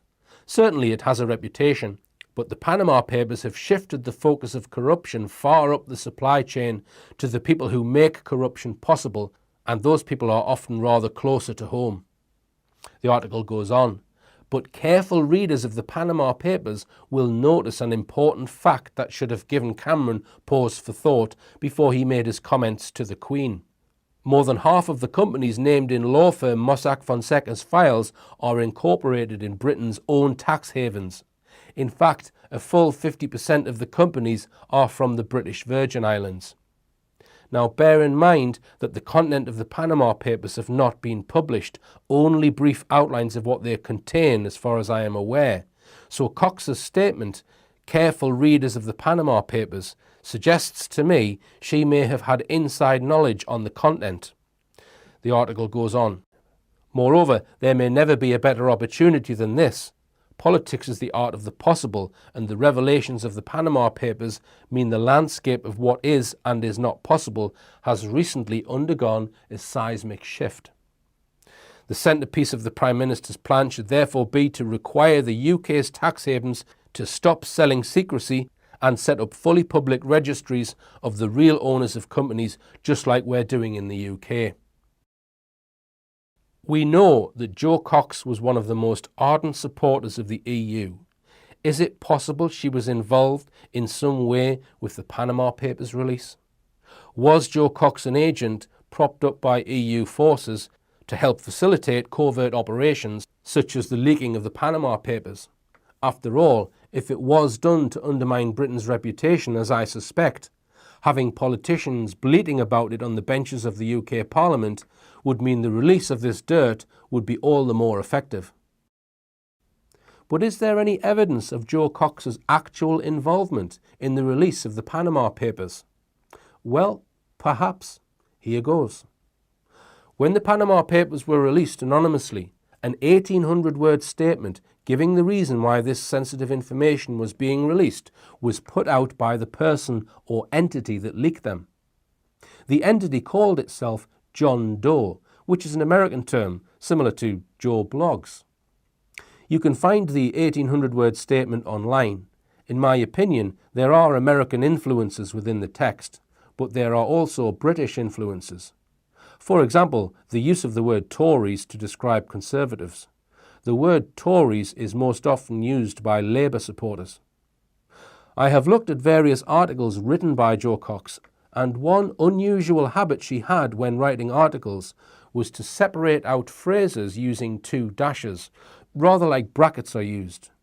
Here are a few examples from an article she wrote about Brexit and immigration.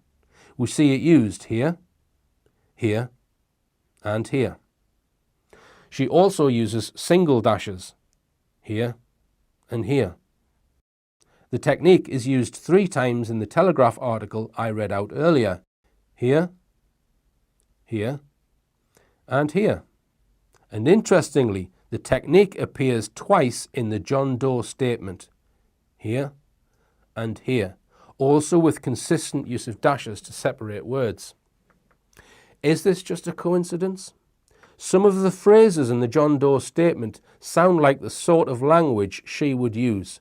Massive, tantamount, legalese, defining issues of our time.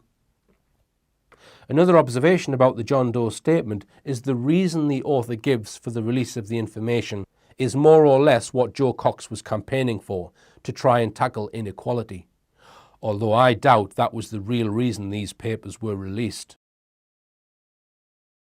If it was discovered by certain quarters that Jo Cox played a major role in leaking the Panama Papers, this would have put her in grave danger. Was she discovered poking a huge hornet's nest in order to help manufacture pro-EU news stories? Barack Obama made a speech at the White House on the 5th of April 2016 supporting the release of the Panama Papers, spelling out their importance.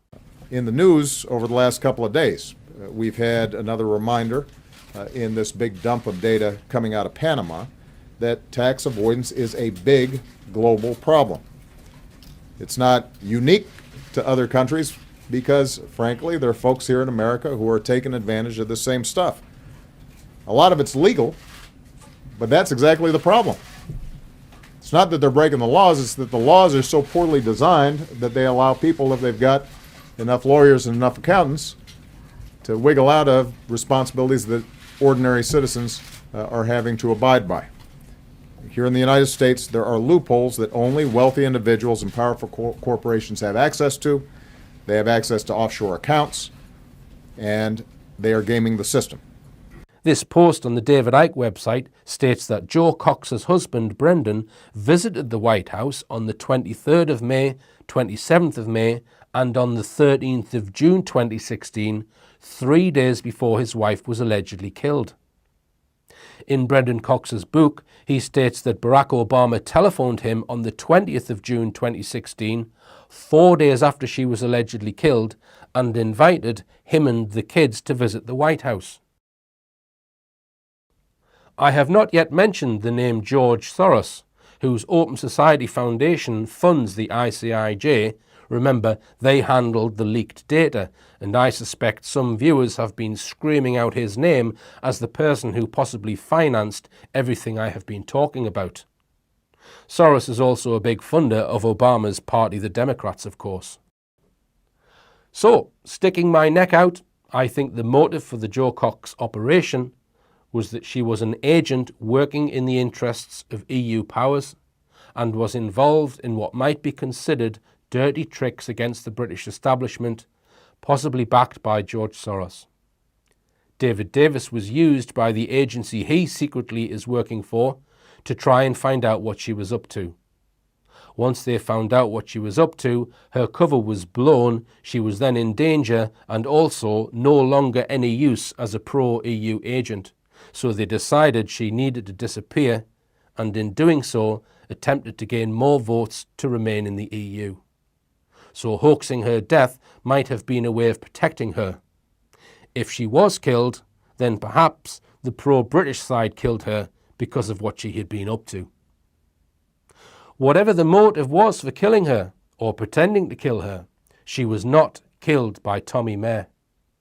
Reams and reams of bullshit are written in mainstream media based on flawed assumptions about hate and extremism. Tommy did not hate anyone, and he was not an extremist. He cared more about cats than he cared about politics. My lasting impression of Birstall was seeing Felix sitting on top of a wheelie bin, staring at me with curious eyes, as if she knew I was there to help Tommy. Yes, Felix is a girl, and that, I think, says something about Tommy's sense of humour. I wonder if Jo Cox is now a boy. If only people were as honest as cats. If you're an MP watching this, what are you going to do? Are you going to help get an innocent man out of prison? Or are you going to sit on your green leather seat, clapping your hands like a demented seal?